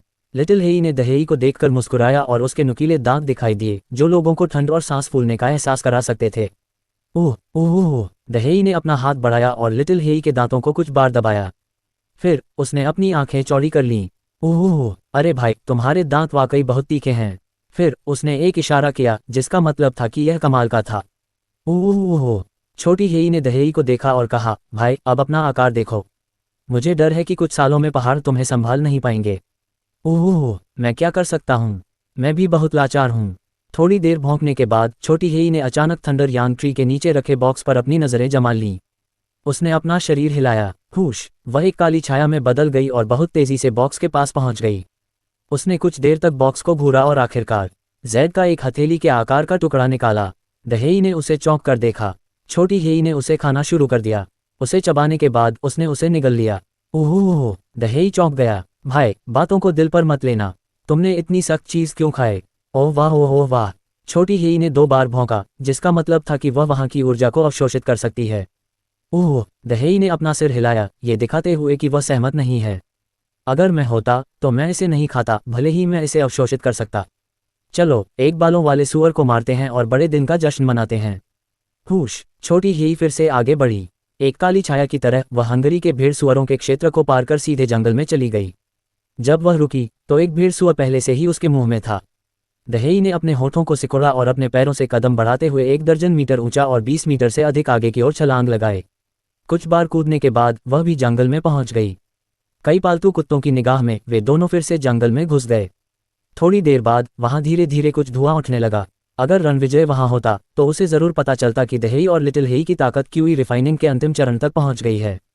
दूसरे शब्दों में, वे पहले से ही स्वर्ग चरण के मास्टर थे। इसके अलावा उन्होंने क्रमशः अधिक क्षमताएं भी प्राप्त की, जो एक अप्रत्याशित आश्चर्य था। रणविजय ने मूल रूप से भविष्यवाणी की थी कि वे मध्य क्यूई रिफाइनिंग चरण तक पहुंच जाएंगे। चूंकि वे अंतिम चरण तक पहुंच गए थे, इसलिए यह उम्मीद से परे एक अच्छी बात थी। वापस रेस्तरां में जब रणविजय और अन्य लोग नाश्ते के बाद चले गए तो लेंगयू सहित रेस्तरां में केवल 6 लोग थे। वे चुपचाप किनारे पर बैठे थे। थोड़ी देर बाद जोऊ फेई नीचे गई और वहां कोई बाहरी व्यक्ति नहीं देखा। फिर उसने कहा, बड़ी बहन यान, कोई मेहमान नहीं है। चलो नीचे चलते हैं। मम्मा। अनन्या एक कलम और कागज लेकर नीचे चली गई, जबकि जोऊ फेई एक गिटार पकड़े हुए था। पियानो के पास जाकर अनन्या ने कवर खोला, अपनी आंखें बंद की और मन में प्रेरणा लेकर बजाना शुरू कर दिया। हालांकि अनन्या रणविजय की तरह बढ़िया पियानो नहीं बजा सकती थी और वह पेशेवर पियानो मास्टर की तरह नहीं थी, लेकिन वह अपनी इच्छानुसार धुनें भी बजा सकती थी। उसने अपनी आंखें बंद की और उसका मन उसके और रणविजय की मीठी यादों से भर गया। फिर उसने अपनी पतली उंगलियां पियानो पर रखीं। आंखें बंद करके वह गुनगुनाते हुए बजाती रही, दीदा ला दीदा मम हम हम हम। थोड़ी देर गुनगुनाने के बाद अनन्या ने जल्दी से अपने दिमाग में आए बोल लिख लिए। फिर उसने फिर से गुनगुनाया और बोल लिख लिए। उसने पियानो बजाया या गिटार बजाया, खुद को गीत में समर्पित कर दिया। हमेशा की तरह जोऊ फी चुपचाप दूसरी तरफ बैठी रही और उसे परेशान नहीं किया। बस इसी तरह अनन्या 3 घंटे से ज्यादा वहां बैठी रही। 11 बज रहे थे। फी, गीत के बोल का पहला बड़ा भाग और संगत की एक मोटी धुन तैयार हो गई है। आओ और इसे देखो। अनन्या ने गिटार उठाया और मुस्कुराते हुए कहा, ठीक है, कृपया इसे मेरे लिए गाओ। जोऊ फी उठकर बैठ गई। उनकी बातचीत ने लेंगयू और अन्य लोगों का भी ध्यान आकर्षित किया। उन्होंने अनन्या को देखा और समझ गए कि उसने एक गाना बनाया है।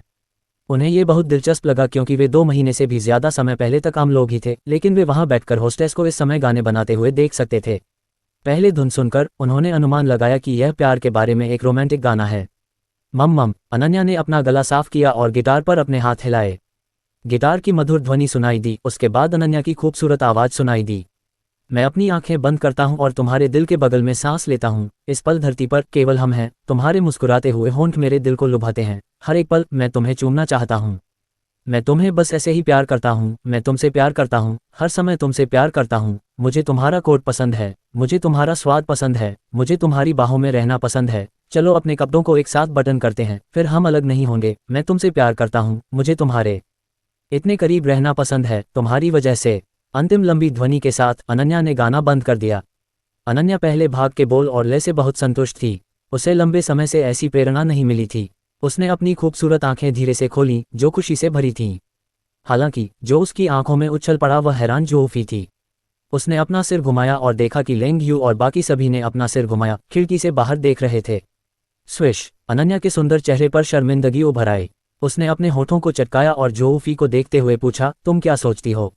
मैं क्या सोचती हूँ? जोऊ फी ने धीरे से कहा, बड़ी बहन यान, तुम्हारे अलावा यहाँ सभी 7 महिलाएं विवाहित हैं, फिर भी तुमने अपना प्यार इस तरह दिखाया। क्या तुम्हें नहीं लगता कि तुम बहुत निर्दयी हो? अनन्या जोर से हंस पड़ी। उसने खंडन नहीं किया, बल्कि सिर हिलाया। मैं सिर्फ मधुर प्रेम के बारे में एक गीत लिखना चाहती हूँ। ठीक है, मजाक नहीं कर रही हूँ। सच कहूँ तो बड़ी बहन यान, ये गीत झो फेई बहुत गंभीर दिख रही थी। जब वह पहले काम कर रही थी तो उसने कभी मजाक नहीं किया, लेकिन अब वह बहुत ज़्यादा शांत हो गई है और अक्सर मजाक करती है। जब बात उस पर आई तो उसने जानबूझकर अपनी आवाज़ धीमी कर ली और फिर सिर हिलाते हुए आह भरी। अरे, मुझे लगता है कि मैंने इस प्रतिभाशाली महिला को पहले भी देखा है। बड़ी बहन यान, आप वाकई बहुत अच्छी स्थिति में हैं। आपने एक सुबह में ही एक बेहतरीन गीत लगभग पूरा कर लिया। बहुत बढ़िया, आप कमाल की हैं। झो फेई ने उसके चेहरे पर ताली बजाई। अनन्या को यह बहुत मज़ेदार लगा और फिर उसने पूछा, मुझे लगता है कि गीत ठीक हैं। मैं आपसे पूछ रही हूँ कि धुन कैसी है। संगत अभी पूरी नहीं हुई है। अध्याय 419। झो फेई भी ये सुनकर गंभीर हो गई। उसने कुछ सेकंड सोचने के बाद कहा, मुझे लगता है कि आपने अभी जो गिटार की धुन बजाई है वह पहले भाग के लिए संगत हो सकती है। ये सरल है और आपकी आवाज़ को उभार सकती है। प्रस्तावना भी ऐसी ही हो सकती है। चरमोत्कर्ष में कुछ विविधतापूर्ण संगत जोड़ें और यह गीत तैयार हो जाएगा। विशिष्ट संगत स्टूडियो में की जानी चाहिए। दोपहर में मैं सभी गीत समाप्त कर दूंगी और कल संगत बनाने के लिए एक संगीत स्टूडियो ढूंढूंगी, अनन्या ने कुछ देर सोचने के बाद कहा। ओह, यह आसान है। बस मेरे जीजा से चारों ओर देखने के लिए कहो। संगत एक पल में हो जाएगी, झो फेई ने सहजता से कहा। नहीं, अनन्या ने अपनी आंखें बंद की और अपना सिर हिलाया। अपनी बड़ी खूबसूरत आंखों में थोड़ी चमक और उम्मीद के साथ उसने कहा, मैं गीत समाप्त होने के बाद उसे इसे सुनने दूंगी। अनन्या के खुशनुमा चेहरे को देखकर झो फेई ने अपना सिर ढकते हुए कहा, ठीक है बड़ी बहन यान, तुम जो चाहो कर सकती हो, लेकिन हमेशा अपने प्यार का दिखावा मत करो। फफट। अनन्या मुस्कुराए और अपनी आंखें घुमाई। फिर वह फिर से पियानो बजाने के लिए मुड़ी। उसने कुछ मिनट तक पियानो बजाया और फिर कागज़ पर कुछ शब्द लिखने से पहले गिटार बजाया। इस तरह समय तेजी से बीतता गया और 11:30 बज गए। जीजाजी और बाकी लोग वापस आ गए हैं। झो फेई ने खिड़की से देखा कि कुछ गाड़ियां वापस आ रही थीं और उससे कहा, ओह ओह, अनन्या ने जवाब दिया और पियानो का कवर बंद करने से पहले कागज़ पर 2 शब्द लिखे। तभी रणविजय ने मिंगमैन को अपनी बाहों में लेकर अंदर जाने का बीड़ा उठाया। वह पियानो के पास गया और अपना सिर आगे की ओर घुमाया। कागज़ को देखते हुए उसने पूछा, कैसा चल रहा है? ओह नहीं, अनन्या अचानक चीखी और जल्दी से कागज़ को अपने हाथ में पकड़ते हुए बोली, अभी मत पढ़ो। जब तक मैं इसे पूरा न कर लूँ तब तक रुको। उसे इस तरह देखकर रणविजय अपनी हंसी नहीं रोक पाया। मिंगमैन ने रणविजय की बाहों में इधर उधर देखा और आखिरकार अनन्या के हाथों में पड़े कागज़ पर अपनी नज़रें गड़ा दी। फिर उसने बुदबुदाते हुए कहा, माँ, क्या तुम्हारा कोई छोटा सा राज है? हा, ठीक है, तुम्हारी माँ के पास एक छोटा सा राज है, झो फेई ने हंसते हुए कहा। माँ इसे पापा और मुझे नहीं दिखाती, मिंगमैन ने नाक सिकुड़ी। छोटी लड़की के व्यवहार ने दृश्य में मौजूद सभी वयस्कों को बार बार हंसाया। अनन्या ने अपना हाथ बढ़ाया और उसके गुलाबी चेहरे पर चुटकी लेते हुए कहा, यह कोई राज नहीं है। मैं इसे तुम्हें कुछ दिनों में दिखाऊंगी। आप पहले ऊपर जा सकते हैं, मैं खाना बनाने जा रहा हूँ, रणविजय ने मुस्कुराते हुए कहा। फिर लोगों का एक समूह दूसरी मंजिल पर चला गया, जबकि रणविजय नीचे की ओर मछलियों से निपटने लगा। उसने चाकू को बहुत तेजी से घुमाया और मछली के सभी आंतरिक अंगों को साफ कर दिया। फिर किंगजियांग मछली और घास काप को चॉपिंग बोर्ड पर रखा गया। रणविजय ने अपने दाहिने हाथ से चाकू पकड़ लिया। स्विश स्विश स्विश, चाकू लगातार आगे पीछे चलता रहा और 30 सेकंड में कुल 7 मछलियां साफ हो गईं। मछलियां अभी भी चॉपिंग बोर्ड पर थीं, कुछ अलग नहीं दिख रही थीं। लेकिन जब रणविजय ने एक मछली का सिर पकड़ा और उसे धीरे से हिलाया तो उसके शरीर से कई पट्टियां गिर गईं। जब उसने मछली की हड्डियां फेंक दी तो उसकी पुतलियों में कुछ रोशनी चमकी। फिर उसने अपना हाथ धीरे से हिलाया। एक पल में सभी मछली की हड्डियां दिखाई दी और धीरे धीरे कूड़ेदान में गिर गईं। उसने जो मुख्य व्यंजन पकाने की योजना बनाई थी वह उबली हुई मछली थी, जिसे गर्म मिर्च के तेल में मछली के टुकड़े भी कहा जाता था। मछली के टुकड़ों के अलावा बीन स्प्राउट्स और अन्य सब्जियां भी थीं। सिचुआन व्यंजनों में एक क्लासिक डिश के रूप में इसका स्वाद मसालेदार, कोमल और ताज़ा था। उबली हुई मछली के अलावा वह तले हुए झींगे, उबले हुए अंडे का कस्टर्ड, सलाद इत्यादि भी पकाने वाला था। उबली हुई मछली पकाने के लिए 7 मछलियां, जिनमें 5 किंगजियांग मछलियां और 2 घास काप शामिल थीं, छोटी नहीं थीं। इसलिए 3 ऊपर के लोगों के लिए पर्याप्त होंगी और बाकी वीआईपी सदस्यों के लिए होंगी। अनन्या के लिए, जिसे हॉट पॉट बहुत पसंद है, उबली हुई मछली भी उसके पसंदीदा व्यंजनों में से एक थी। इसका स्वाद कुछ हद तक हॉट पॉट जैसा था और इसका स्वाद अनोखा था, अकेले ही ये पहाड़ की सामग्री से बना था। इस समय तक वांग मिंग, रोंग जियाक्सिन और वांग या को आखिरकार एहसास हो गया कि जब दूसरे लोग कहते थे कि रणविजय का खाना खास तौर पर स्वादिष्ट था तो ये सच था। वांग मिंग ने अस्थायी रूप से संरचनाओं का अध्ययन करने का विचार भी छोड़ दिया और यह पता लगाने नहीं गया कि क्या वांग परिवार के बसने के लिए कोई उपयुक्त जगह है। इसके बजाय उसने सीधे कुछ समय के लिए आराम करने का फैसला किया। वांग परिवार जिहांग में सबसे प्रभावशाली परिवार नहीं था और उद्यम समस्या को कम समय में हल नहीं किया जा सकता था। इसलिए यह कोई ज़रूरी मामला नहीं था। जब रणविजय खाना बना रहा था तो एक के बाद एक खाने वाले आ गए। हवा में मछली की खुशबू को सूंघते हुए सभी लोग ललचा रहे थे। सभी व्यंजन बनने के बाद सभी ने खाना शुरू कर दिया। उन्होंने मछली के टुकड़े उठाए और उन्हें अपने मुंह में डाला। मछली की महक मुंह में फैल गई और मांस कोमल और स्वादिष्ट था, जो बहुत ही आनंददायक था। इसलिए सभी चॉपस्टिक उबली हुई मछली में चली गईं। ये देखकर कि उन्होंने मछली को इतनी तेजी से खाया, रणविजय दंग रह गया। ऐसा लगता है कि मैंने इन खाने के शौकीनों को कम आंका। अहम बस मामले को देखते हुए रणविजय ने एक खाली कटोरा लिया और सीधे मेंगमैन के सामने रखने से पहले उसमें मछली के टुकड़े भर दिए। वाह, ये बहुत ज्यादा है, मैं इसे खत्म नहीं कर सकता, मेंगमैन ने खाते हुए बड़बड़ाया। एक शानदार दोपहर के भोजन के बाद सभी ने एक पल के लिए आराम किया। फिर वे फिर से माउंट न्यू मून गए। अनन्या और जोफी भी कलम, कागज और अन्य चीजों के साथ उनके पीछे चले गए। उसने दोपहर में प्रेरणा मिलने पर गीत को बेहतर बनाने की योजना बनाई। माउंट न्यू मून पर पहुंचने के बाद रणविजय सबसे पहले पालतू जानवरों के क्षेत्र में गया। उसने कुछ देर मेंगमैन के साथ खेला और दहेई और लिटिल हेई की ताकत को महसूस किया। उसने मुस्कुराते हुए सिर हिलाया, ये सोचकर कि यह बहुत बढ़िया था।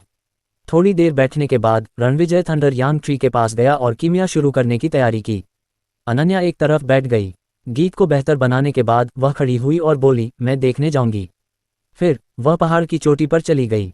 अनन्या ने जिज्ञासा से देखा और पूछा, क्या आप छर्रों को परिष्कृत करना शुरू करेंगे? इमिम। रणविजय मुस्कुराया और अपने होंठों को थोड़ा सा फुलाया। आसपास लोग हैं। अनन्या ने रणविजय की ओर अपनी आंखें घुमाईं। फिर उसने पीछे देखा और पाया कि किसी ने उन्हें नहीं देखा, इसलिए वह चुपके से उसके होंठों को चूमने लगी। रणविजय ने अनन्या के चुंबन का वास्तव में आनंद लिया। उसके होंठ गुलाबी और कोमल थे और जब वह करीब आती तो वे थोड़े से उभरे हुए होते, जो बहुत आकर्षक थे। हाँ, रणविजय ने संतुष्ट होकर हंसते हुए कहा, तो मैं शुरू करता हूँ। मम्मा, तुम शुरू कर सकते हो, अनन्या ने उसकी बांह पकड़ते हुए जवाब दिया। उसने देखा कि उसने अपना बायां हाथ थोड़ा हिलाया और कुछ आध्यात्मिक जड़ी बूटियां भट्टी में उड़ गईं, जबकि नीचे धधकती लपटें थीं। क्या मैं तुम्हें यहाँ परेशान करूंगी? अनन्या ने पूछा। नहीं, इस तरह के छर्रे बनाना मुश्किल नहीं है, रणविजय ने जवाब दिया। ओह, अनन्या ने अपनी बड़ी बड़ी आंखें झपकाईं और कुछ देर तक भट्टी को घूरती रही। फिर उसने कहा, यह उबलते सूप जैसा लगता है। कुछ, रणविजय ने समझाया, इन चीजों से बना सूप भी पीने लायक होता है, लेकिन इसका असर सबसे अच्छा नहीं होता। सबसे बढ़िया अवस्था इसे गोल छर्रों में बनाना है, जिसमें एकीकरण की डिग्री के अनुसार कई स्तर होते हैं। ये छर्रों की गुणवत्ता भी निर्धारित करता है। सबसे खराब सामान्य छर्रे हैं, फिर मध्यम छर्रे, शीर्ष छर्रे, उत्कृष्ट छर्रे और पवित्र छर्रे। ये काफी जटिल है, मैं इसे बाद में खत्म कर लूंगा, फिर आप रात में एक ट्राई कर सकते हैं। क्या मुझे भी इसे खाने की जरूरत है? फिर क्या मैं एक बहुत शक्तिशाली मार्शल आर्टिस्ट बन जाऊंगा? अनन्या ने हल्की मुस्कान के साथ पूछा। ओह, रणविजय रुक गया। एक पल सोचने के बाद उसने जवाब दिया, मुझे नहीं लगता कि इससे आपकी ताकत बढ़ेगी, क्योंकि आपके शरीर में एक रहस्य है जिसे मैं भी नहीं समझ पाया हूँ। मैं इसे नहीं देख सकता। जब हम पहले होटल में थे तो आपने मुझे पहली बार बहुत बढ़ावा दिया था। यह एक बड़ी सफलता थी। मुझे नहीं पता क्यों, लेकिन मैं इसे बाद में समझ लूंगा। क्या कोई रहस्य है? अनन्या ने अपने होंठ चाटे और बोली, क्या तुम्हें लगता है कि मैं भी तुम्हारी तरह हूँ? मुझे नहीं पता, रणविजय ने कड़वाहट से मुस्कुराया, लेकिन फिर उसने अपना सिर हिलाया और दृढ़ता से कहा, चाहे कोई भी रहस्य हो और चाहे कुछ भी हो जाए, तुम हमेशा मेरी पत्नी हो, जिससे मैं प्यार करता हूँ। अनन्या ने ठहाका लगाया। उस पल उसे बहुत खुशी हुई और उसकी बड़ी बड़ी आंखें झपक उठीं। फिर वह थोड़ा शर्मा गई और धीमी आवाज में बोली, इससे कोई फर्क नहीं पड़ता कि मैं शक्तिशाली हूं या नहीं। तुम्हारा शक्तिशाली होना ही काफी होगा। चूंकि तुम जब हम प्यार करते हैं तो सफलता प्राप्त कर सकते हो, तो जब तुम चाहो हम क्या? रणविजय ने अपनी आंखें सिकोड़कर मुस्कुराते हुए पूछा। चलो, तुम जानते हो कि मैं किस बारे में बात कर रही हूँ, अनन्या ने शर्म से लाल होते हुए कहा। हा, रणविजय खुशी से हंसा। बस इसी तरह रणविजय ने अनन्या के साथ बातचीत करते हुए छर्रों को परिष्कृत किया। लगभग आधे घंटे बाद अनन्या मेंगमैन के साथ खेलने के लिए वापस चली गई। रणविजय अभी भी वहीं खड़ा था, लगातार आध्यात्मिक जड़ी बूटियां मिला रहा था। रणविजय जड़ी बूटियों के बारे में बहुत कुछ जानता था। हालांकि यह एकदम सही नुस्खा नहीं था, फिर भी वह अन्य विकल्पों के साथ वांछित छर्रों को परिष्कृत कर सकता था। सुबह में इस्तेमाल किए गए 5 तीसरे चरण के आध्यात्मिक खजानों के अलावा उन्होंने इसमें अन्य सभी 4 तीसरे चरण के आध्यात्मिक खजानों को भी डाला, साथ ही 79 दूसरे चरण के आध्यात्मिक खजानों और 187 पहले चरण के आध्यात्मिक खजानों को भी। उन्होंने उन चीज़ों का इस्तेमाल छोटे फाउंडेशन अमृत की भट्टी को परिष्कृत करने के लिए किया। छोटे फाउंडेशन अमृत का प्रभाव फाउंडेशन अमृत के समान था, जिसका इस्तेमाल किसी की ताकत को बेहतर बनाने के लिए किया जा सकता था। युआन किंग फल से परिष्कृत फाउंडेशन अमृत ने रणविजय को शुरुआती क्यूई शोधन चरण से शुरुआती बिल्डिंग बेस चरण में पदोन्नत किया। ऐसा इसलिए भी था क्योंकि युआन किंग फल लगभग चौथे चरण का आध्यात्मिक खजाना था। उन 3 चरण के आध्यात्मिक खजानों का इतना बड़ा प्रभाव नहीं था, लेकिन उनके द्वारा बनाया गया छोटा फाउंडेशन अमृत भी किसी व्यक्ति को देर से क्यूई शोधन चरण से बिल्डिंग बेस चरण तक पहुंचा सकता था। झाओ फैंग जैसे लोगों के लिए जो आंतरिक शक्ति चरण के शिखर पर थे, उन्हें भी प्रारंभिक क्यूई शोधन चरण में पदोन्नत किया जा सकता था। विशिष्ट प्रभाव व्यक्ति से व्यक्ति में भिन्न होंगे। भट्टी में केवल एक गोली नहीं बनेगी, बड़ी संख्या में आध्यात्मिक जड़ी बूटियों के साथ 5 से अधिकतम 11 तक हो सकती हैं। रणविजय को उम्मीद थी कि यह 8 या 9 होगी।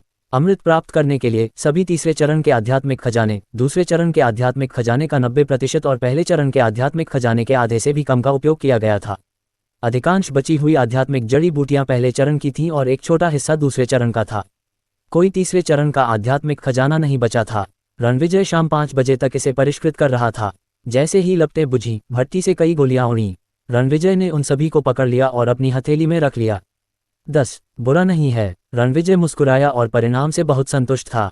उसने समय देखा और पाया कि रात का खाना पकाने के लिए वापस जाने का समय हो गया है। शेष आध्यात्मिक जड़ी बूटियों को अगले दिन परिष्कृत किया जाएगा। फिर रणविजय पहाड़ के पीछे चला गया और सभी लोगों के साथ घर वापस जाने से पहले कुछ मिनटों के लिए मिंगमैन के साथ खेला। जब कार टीम पहाड़ से निकली तो एक हेलीकॉप्टर माउंट न्यू मून के ऊपर से गुजरा। हेलीकॉप्टर के किनारे पर एक आदमी दूरबीन के साथ खड़ा था। वह नीचे देखता रहा और आखिरकार थंडर यांग ट्री के नीचे आध्यात्मिक जड़ी बूटियों का एक बंडल मिला। क्या ये पृथ्वी ग्रेड खजाना डोंगक्सी घास है? पृथ्वी ग्रेड खजाना, लान की फूल। हिस, बहुत सारे हैं। भगवान, 5 तत्वों की भट्टी वास्तव में यहाँ है। दूरबीन वाला व्यक्ति बहुत उत्साहित हो गया। ये पहली बार था कि उसने इतनी सारी आध्यात्मिक जड़ी बूटियां देखी थीं, जो घास के ढेर की तरह बेतरतीब ढंग से रखी गई थीं। मास्टर रणविजय अपनी प्रतिष्ठा के हकदार हैं। ये कमाल है। वह व्यक्ति प्रशंसा में झूम उठा और फिर अपना मोबाइल फोन निकालकर एक नंबर डायल किया। भाई डू, मुझे मिल गया। 5 तत्वों की भट्टी वास्तव में माउंट न्यू मून पर है और वहां बहुत सारी आध्यात्मिक जड़ी बूटियां हैं। मुझे मिल गया। उद्धरण चिन्ह ... उद्धरण चिन्ह। रेस्तरां में वापस आकर सभी ने रात के खाने में हॉटपॉट खाया। हॉटपॉट वहां सबसे ज्यादा खाई जाने वाली चीज थी। आखिरकार ये लोगों के बीच बहुत लोकप्रिय था। भोजन के बाद सभी लोग दूसरी मंजिल पर सोफे पर आराम करते हुए और चाय पीते हुए बैठे। रोंग जियाक्सिन ने अनन्या को देखा, जो मिंगमैन के साथ खेल रही थी, और थोड़ा मुस्कुराई। फिर उसने रणविजय की ओर देखते हुए पूछा, हान, तुम अपने माता पिता के वापस आने के बाद शादी करना चाहते हो?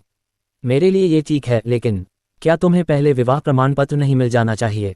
तुम्हें अपना निवास भी पंजीकृत कराना होगा। इसके अलावा क्या तुम्हें पहले अनन्या के परिवार के पास जाकर प्रपोज करना चाहिए? उसके ये कहते ही सभी चुप हो गए। जो फी, काजल, वांग मिंग और वांग या सभी ने रणविजय की ओर देखा। वे सभी उनकी शादी देखने के लिए उत्सुक थे। यान, मैं एक सीधा सादा व्यक्ति हूँ। मुझे आश्चर्य है कि क्या इस मामले पर तुम्हारी कोई राय है? रोंग जियाक्सिन ने अनन्या की ओर देखा और मुस्कुराते हुए कहा। मैं। अनन्या ने अपना मुंह चाटा और थोड़ी शर्म महसूस की। उसने रणविजय की ओर देखा और धीमी आवाज में कहा, मैं उसकी बात मानूंगी। फिर सभी की नज़रें फिर से रणविजय पर टिक गईं। मुझे लगता है कि आंटी सही कह रही हैं। मैं जल्द ही प्रपोज करने का इरादा रखता हूँ। रणविजय ने अनन्या को कोमलता से देखा और मुस्कुराते हुए कहा, फिर हम सगाई करेंगे, शादी के प्रमाण पत्र लेंगे और मेरे माता पिता को लाने के बाद एक भव्य शादी करेंगे। हाँ, यही है। रोंग जियाक्सिन खुशी से हंसा। अनन्या की आंखें झपक गईं और उसके दिल की गहराइयों में शब्दों की एक श्रृंखला थी। प्रपोज करो, सगाई करो, शादी। मैं उसके साथ शादी के प्रमाण पत्र लेने जा रही हूँ। अनन्या को अंदर से बहुत खुशी महसूस हुई। ओह मम्मा। मिंगमैन ने अपनी बड़ी चमकीली आंखें झपकाईं और कुछ बुदबुदाने से पहले इधर उधर देखा। किसी को समझ में नहीं आया कि छोटी लड़की ने क्या कहा। हालांकि रणविजय ने उसे यह कहते हुए हल्के से सुना, फूल लेना और खूबसूरत तस्वीरें लेना। जाहिर है, छोटी लड़की को अभी भी याद था कि रणविजय ने एक बार उससे क्या कहा था, जब पापा और माँ की शादी होगी तो मैं उनके लिए फूल ले जाऊंगा। ये देखकर कि सारा मामला अस्थायी रूप से तय हो चुका है, घर में माहौल और भी सक्रिय हो गया। जो फेई, काजल और वांग या समय समय पर अनन्या के साथ मजाक करते रहते थे। अनन्या के चेहरे पर हमेशा शर्म रहती थी। करीब 10 बजे सभी उठकर चले गए। नीचे रणविजय ने कुछ गोलियां निकालीं। रणविजय ने 2 छोटे फाउंडेशन एलिक्सिर दिए और कहा, आंटी, ये 2 आपके और अंकल के लिए हैं। वापस जाने के बाद इन्हें खा लेना। वांग मिंग इससे काफी उत्साहित थे। रोंग जियाक्सिन ने मुस्कुराते हुए पूछा, ये गोलियां क्या हैं? एक खाने के बाद आपको पता चल जाएगा। रणविजय ने सिर हिलाते हुए मुस्कुराया। उन्हें खुद इसका अनुभव करने दें। फिर उन्होंने झाओ फैंग की ओर हाथ हिलाते हुए कहा, आप, जू योंग, आहू, एल्डरमेंग, लेंग्यू, प्रत्येक के लिए एक। और ठीक है, एक इंस्ट्रक्टर लियू को भी दे दो। रणविजय ने 6 गोलियां दी। सुरक्षा समूह में उनमें से 5 सबसे शक्तिशाली थे, जिनकी ताकत पीक स्ट्रेंथ के करीब थी। इसलिए गोलियों का असर उनके द्वारा बेहतर तरीके से अवशोषित किया जा सकता था। गोलियां मिलने के बाद लोगों का समूह खुशी खुशी चला गया। रणविजय ने दरवाज़ा बंद कर दिया और लाइट बंद कर दी, जबकि नीचे रात में चमकने वाला मोती अभी भी चमक रहा था। ऊपर जाकर उसने पाया कि अनन्या और मेंगमेंग ने अभी अभी नहा धोकर अपना काम खत्म किया था। लो, एक लो। रणविजय ने गोली अनन्या के मुंह में ला दी। अनन्या ने अपना मुंह खोला और आज्ञाकारी ढंग से उसे खा लिया। उसे अचानक लगा कि यह उसके शरीर के अंदर थोड़ा ठंडा हो गया है।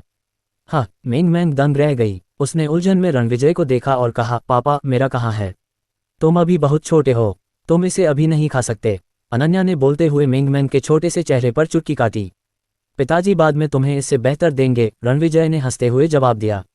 हम्फ, मेंगमेंग ने नाक सिकुड़ी और बोलना बंद कर दिया। अनन्या के इसे खाने के बाद रणविजय ने उसके शरीर के अंदर लगातार हो रहे बदलावों को महसूस करने के लिए अपना दाहिना हाथ उसकी कमर पर रखा। गोली के नीचे जाने के बाद ये बहुत सारी ऊर्जा में बदल गई और पूरे शरीर में फैल गई। अगर व्यक्ति साधना कर सकता है तो ऊर्जा मेरिडियन में प्रवेश करेगी और डेंटियन को परिष्कृत किया जाएगा। हालांकि यह अनन्या के शरीर में फैल गई। ये सब ठीक है, कम से कम ये शरीर को पोषण दे सकता है।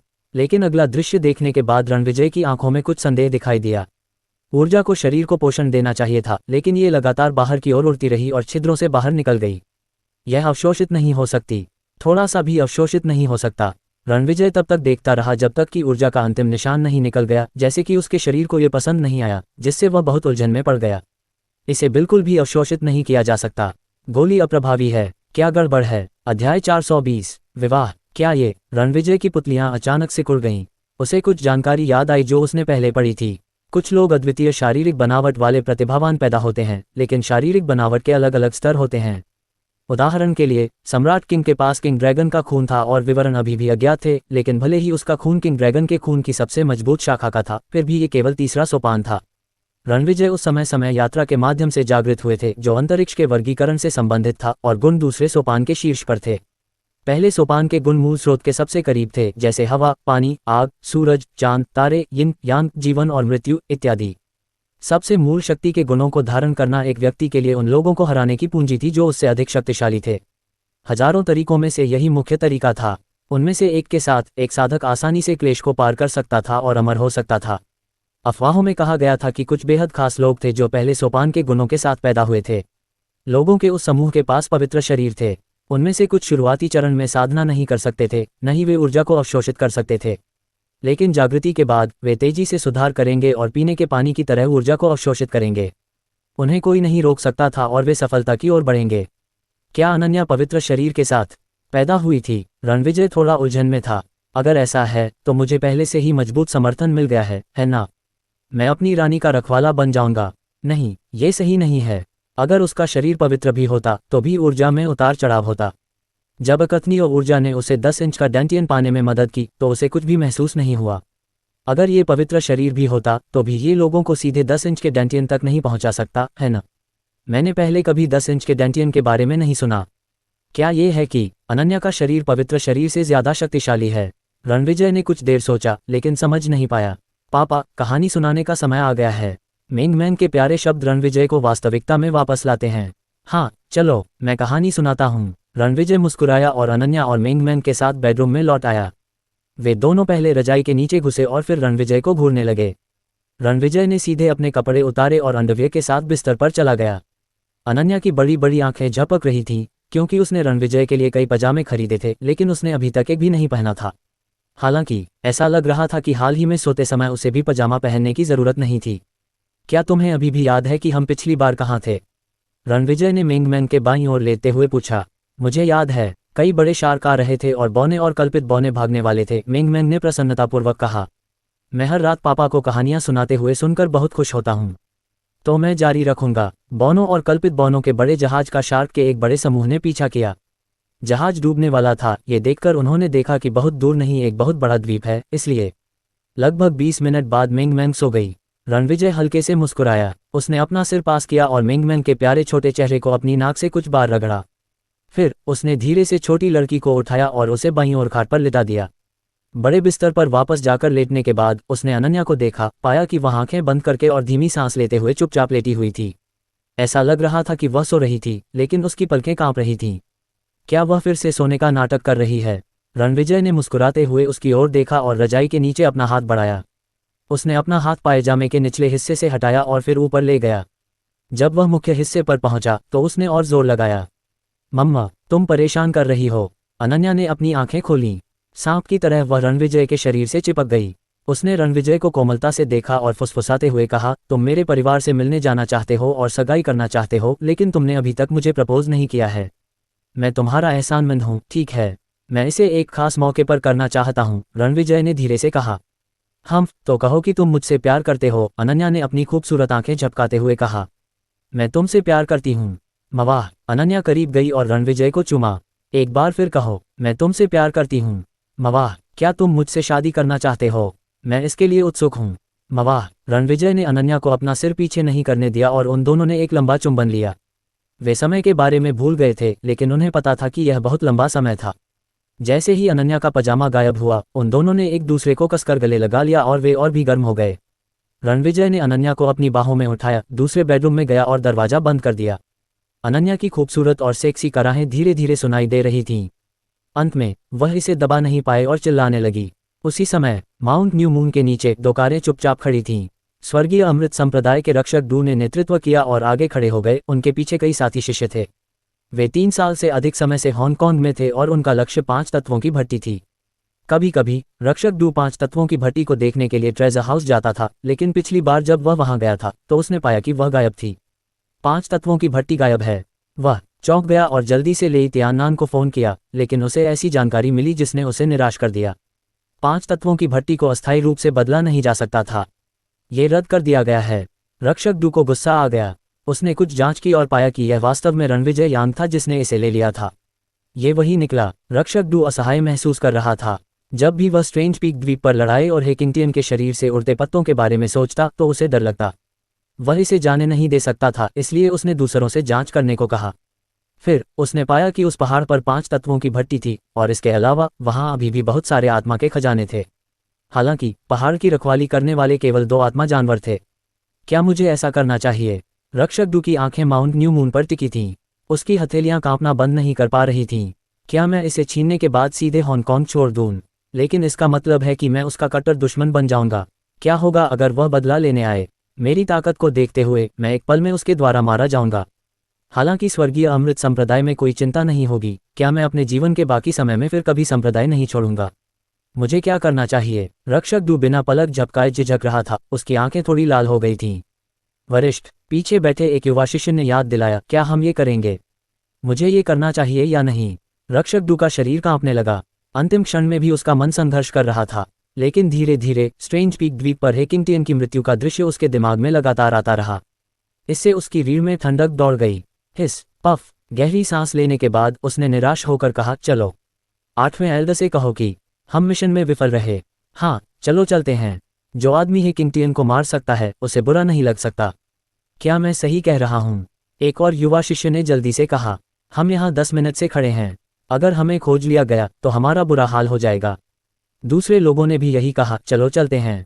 जब सभी लोग कार में बैठने वाले थे, अचानक उन्होंने सामने के जंगल को देखा और कांप उठे। उन्होंने जंगल से एक भूत जैसी काली छाया निकलती देखी। उसकी निगाहें भूखे भेड़िए की तरह क्रूर थीं और उसके मुंह के नुकीले दांतों से एक ठंडी रोशनी झलक रही थी। यह क्या है? ये बहुत भयंकर है। दोनों युवा शिष्यों के चेहरे पर थोड़ी कठोरता थी।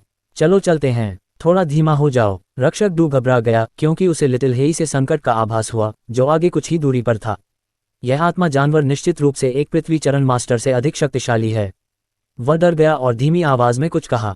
फिर वह धीरे धीरे कार में वापस आया और चला गया। लिटिल हेई ने कुछ देर तक कार को ठंडे अंदाज में देखा और फिर जाने के लिए मुड़ा। वह पहाड़ के पीछे दहेई के पास वापस गया और देखा कि वह अभी भी खर्राटे ले रहा था। बस इसे देखो, यह नहीं जानता कि माउंट न्यू मून पर कुछ हो गया है। सौभाग्य से लिटिल हेई विश्वसनीय था। दहेई के बगल में लेटने के बाद उसने अपनी आंखें बंद कर लीं और सो गया।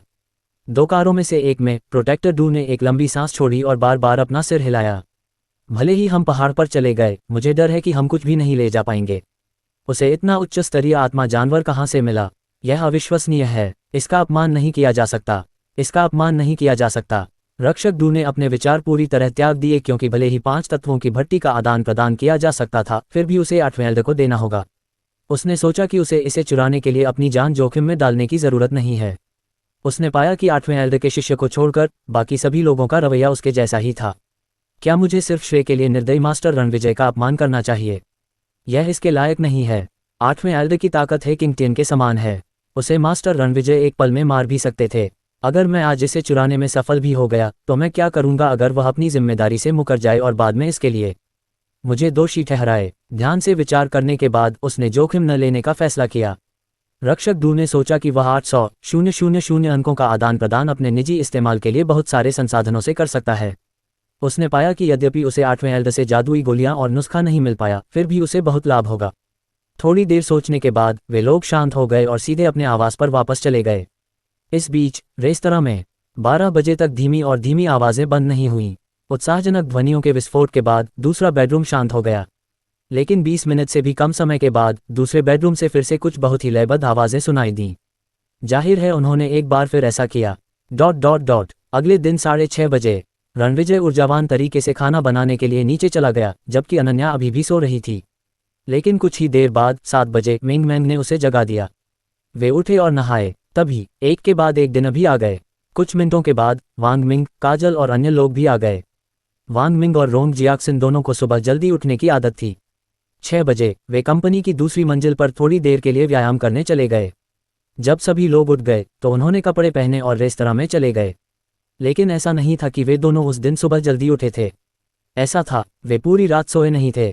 पिछली रात जब वे वापस गए और पैलेट खाया, वांग मिंग को अचानक पता चला कि मैंने एक सफलता हासिल की है और एक वू दाओ ग्रैंड मास्टर बन गया हूँ।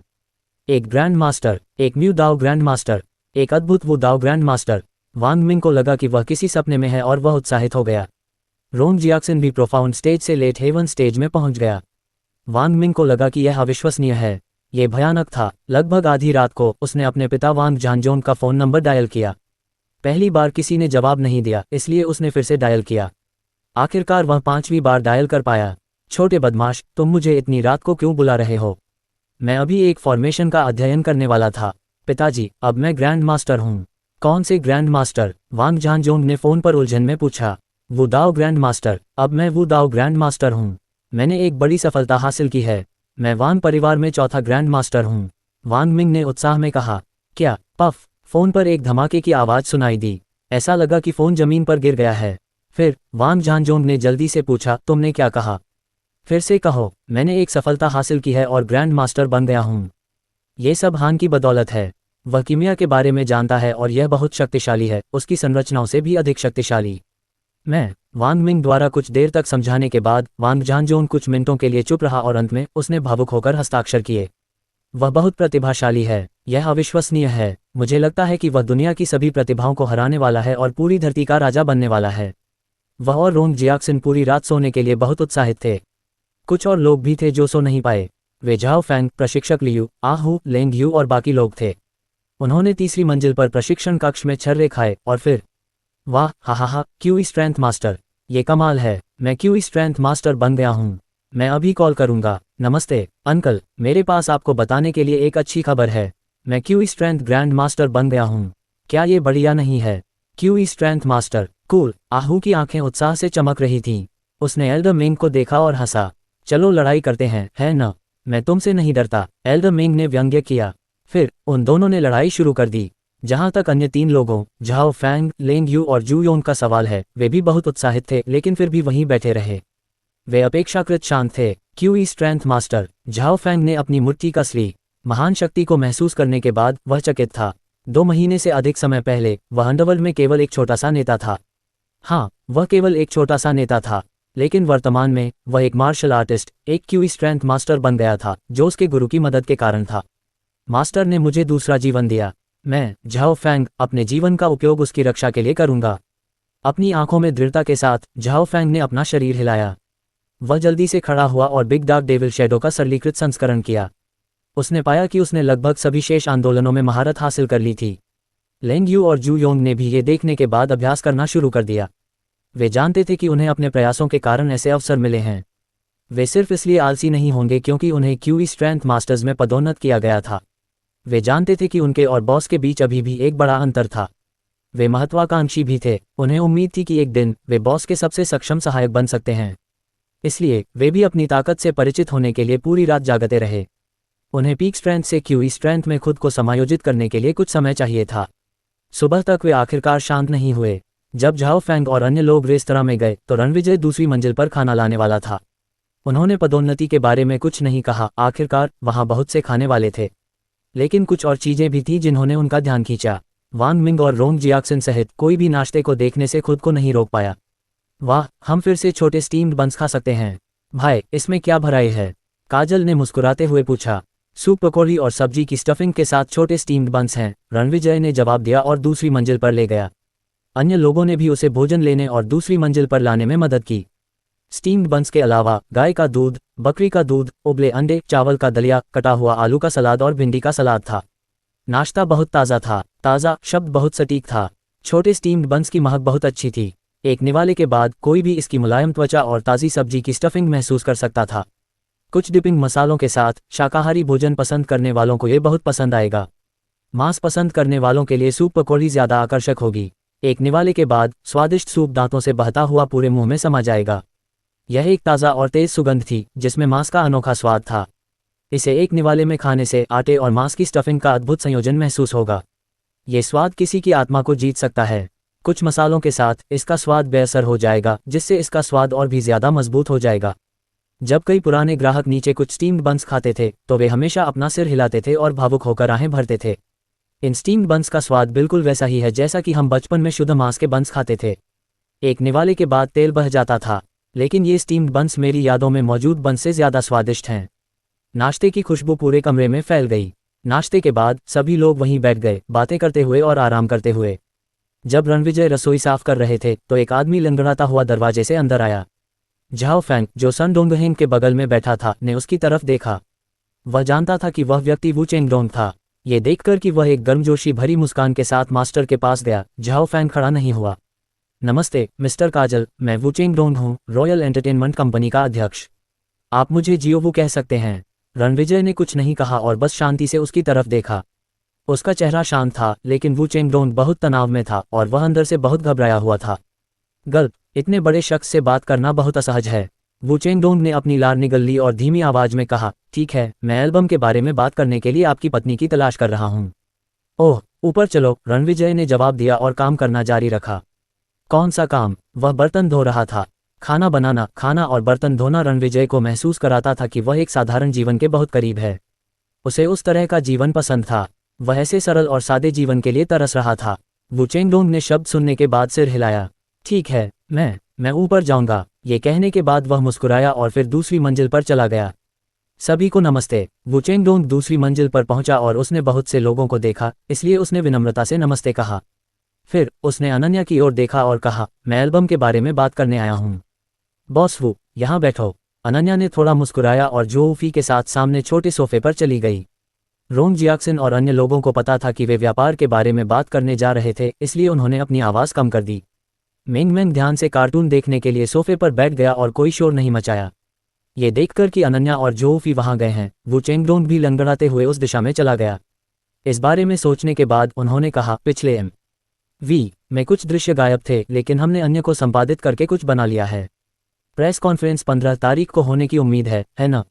अभी 5 दिन बाकी हैं, इसलिए मैं ये पूछने आया हूँ कि आप क्या सोचते हैं। चलो इसे योजना के अनुसार ही आयोजित करते हैं। अनन्या ने एक पल के लिए सोचा, अचानक उसकी आंखें चमक उठीं। फिर उसने कहा, ठीक है, मेरे पास एक नया गाना है जो 2 दिनों में पूरा हो जाएगा। हम उन्हें एक साथ रिलीज कर सकते हैं। एम.वी. के लिए मुझे सरल एनिमेशन चाहिए। ठीक है, मैं इसे बाद में व्यवस्थित करूंगा जब मैं वापस जाऊंगा। वू चेंगडोंग ने अपने अधीनस्थ की तरह अपना सिर हिलाया। किसी की ताकत ही उसकी स्थिति निर्धारित करती है। उस वाक्य में कुछ अर्थ था। 5 दिन बचे हैं, मैं आज संगत बनाऊंगी और कल रिकॉर्ड करने के बाद तैयार उत्पाद तैयार हो जाएगा, अनन्या ने कहा। 3 दिन बचे हैं, अभी बहुत देर नहीं हुई है। वू चेंगडोंग ने सिर हिलाया। उसने विभाग के सदस्यों से एम.वी. बनाने के लिए ओवरटाइम करने के लिए कहने की योजना बनाई। 2 दिन पर्याप्त होंगे। ठीक है, बस इतना ही, अनन्या ने कहा। एक और बात है, हमने इस एल्बम के बारे में एक बैठक की और इसे आपके लिए मुफ्त में प्रचारित करने का फैसला किया। सारा मुनाफा आपका होगा, वू चेंगडोंग ने कहा। इसकी कोई ज़रूरत नहीं है, मैं इसकी बिक्री आप पर छोड़ती हूँ। रॉयल एंटरटेनमेंट कंपनी में मेरे लिए इसे बस एक पूर्ण विराम के रूप में लें, अनन्या ने हल्की मुस्कान के साथ कहा। उसके कई गाने अभी भी सभी सूचियों में शीर्ष स्थान पर थे। प्रशंसक उसके नए गानों का इंतजार कर रहे थे, इसलिए नए एल्बम की बिक्री की कल्पना की जा सकती थी और यह निश्चित रूप से हिट होगा। अनन्या रॉयल एंटरटेनमेंट कंपनी को पैसे कमाने देना चाहती थी। टीचर माँ और बाकी लोग बहुत मेहनत कर रहे थे, इसलिए वह उस तरह से अपना आभार व्यक्त करेगी। इसके अलावा वह इसका फ़ायदा भी नहीं उठाना चाहती थी। यह वू चेंगडोंग ने अनन्या की ओर देखा और उसे पता चल गया कि वह गंभीर है। फिर उसने कड़वाहट से मुस्कुराते हुए सिर हिलाया और कहा, ठीक है, कॉपीराइट पर अनुबंध भी तैयार हैं। कई कंपनियों ने हमसे संपर्क किया है और वे आपके गीतों को अपनी फिल्मों और टीवी श्रृंखला के शुरुआती गीतों के रूप में उपयोग करना चाहती हैं। मैं इस बारे में ज़्यादा कुछ नहीं कहूँगा, बस इसे मुझ पर छोड़ दो, जो फी ने कहा। ठीक है अनन्या, मैं तुम्हें भविष्य में एक अच्छी नौकरी और खुशहाल जीवन की कामना करता हूँ। मैं वापस जा रहा हूँ, प्रेस कॉन्फ्रेंस में मिलते हैं। वू चेंगडोंग खड़ा हुआ और मुस्कुराया। अलविदा। अनन्या और जो फी ने खड़े होकर अलविदा कहा। फिर वू चेंगडोंग ने अलविदा कहा और चला गया। थोड़ी देर बाद रणविजय वहां गया। मेंगमैन के कार्टून देखने के बाद सभी लोग माउंट न्यू मून के लिए रवाना हो गए।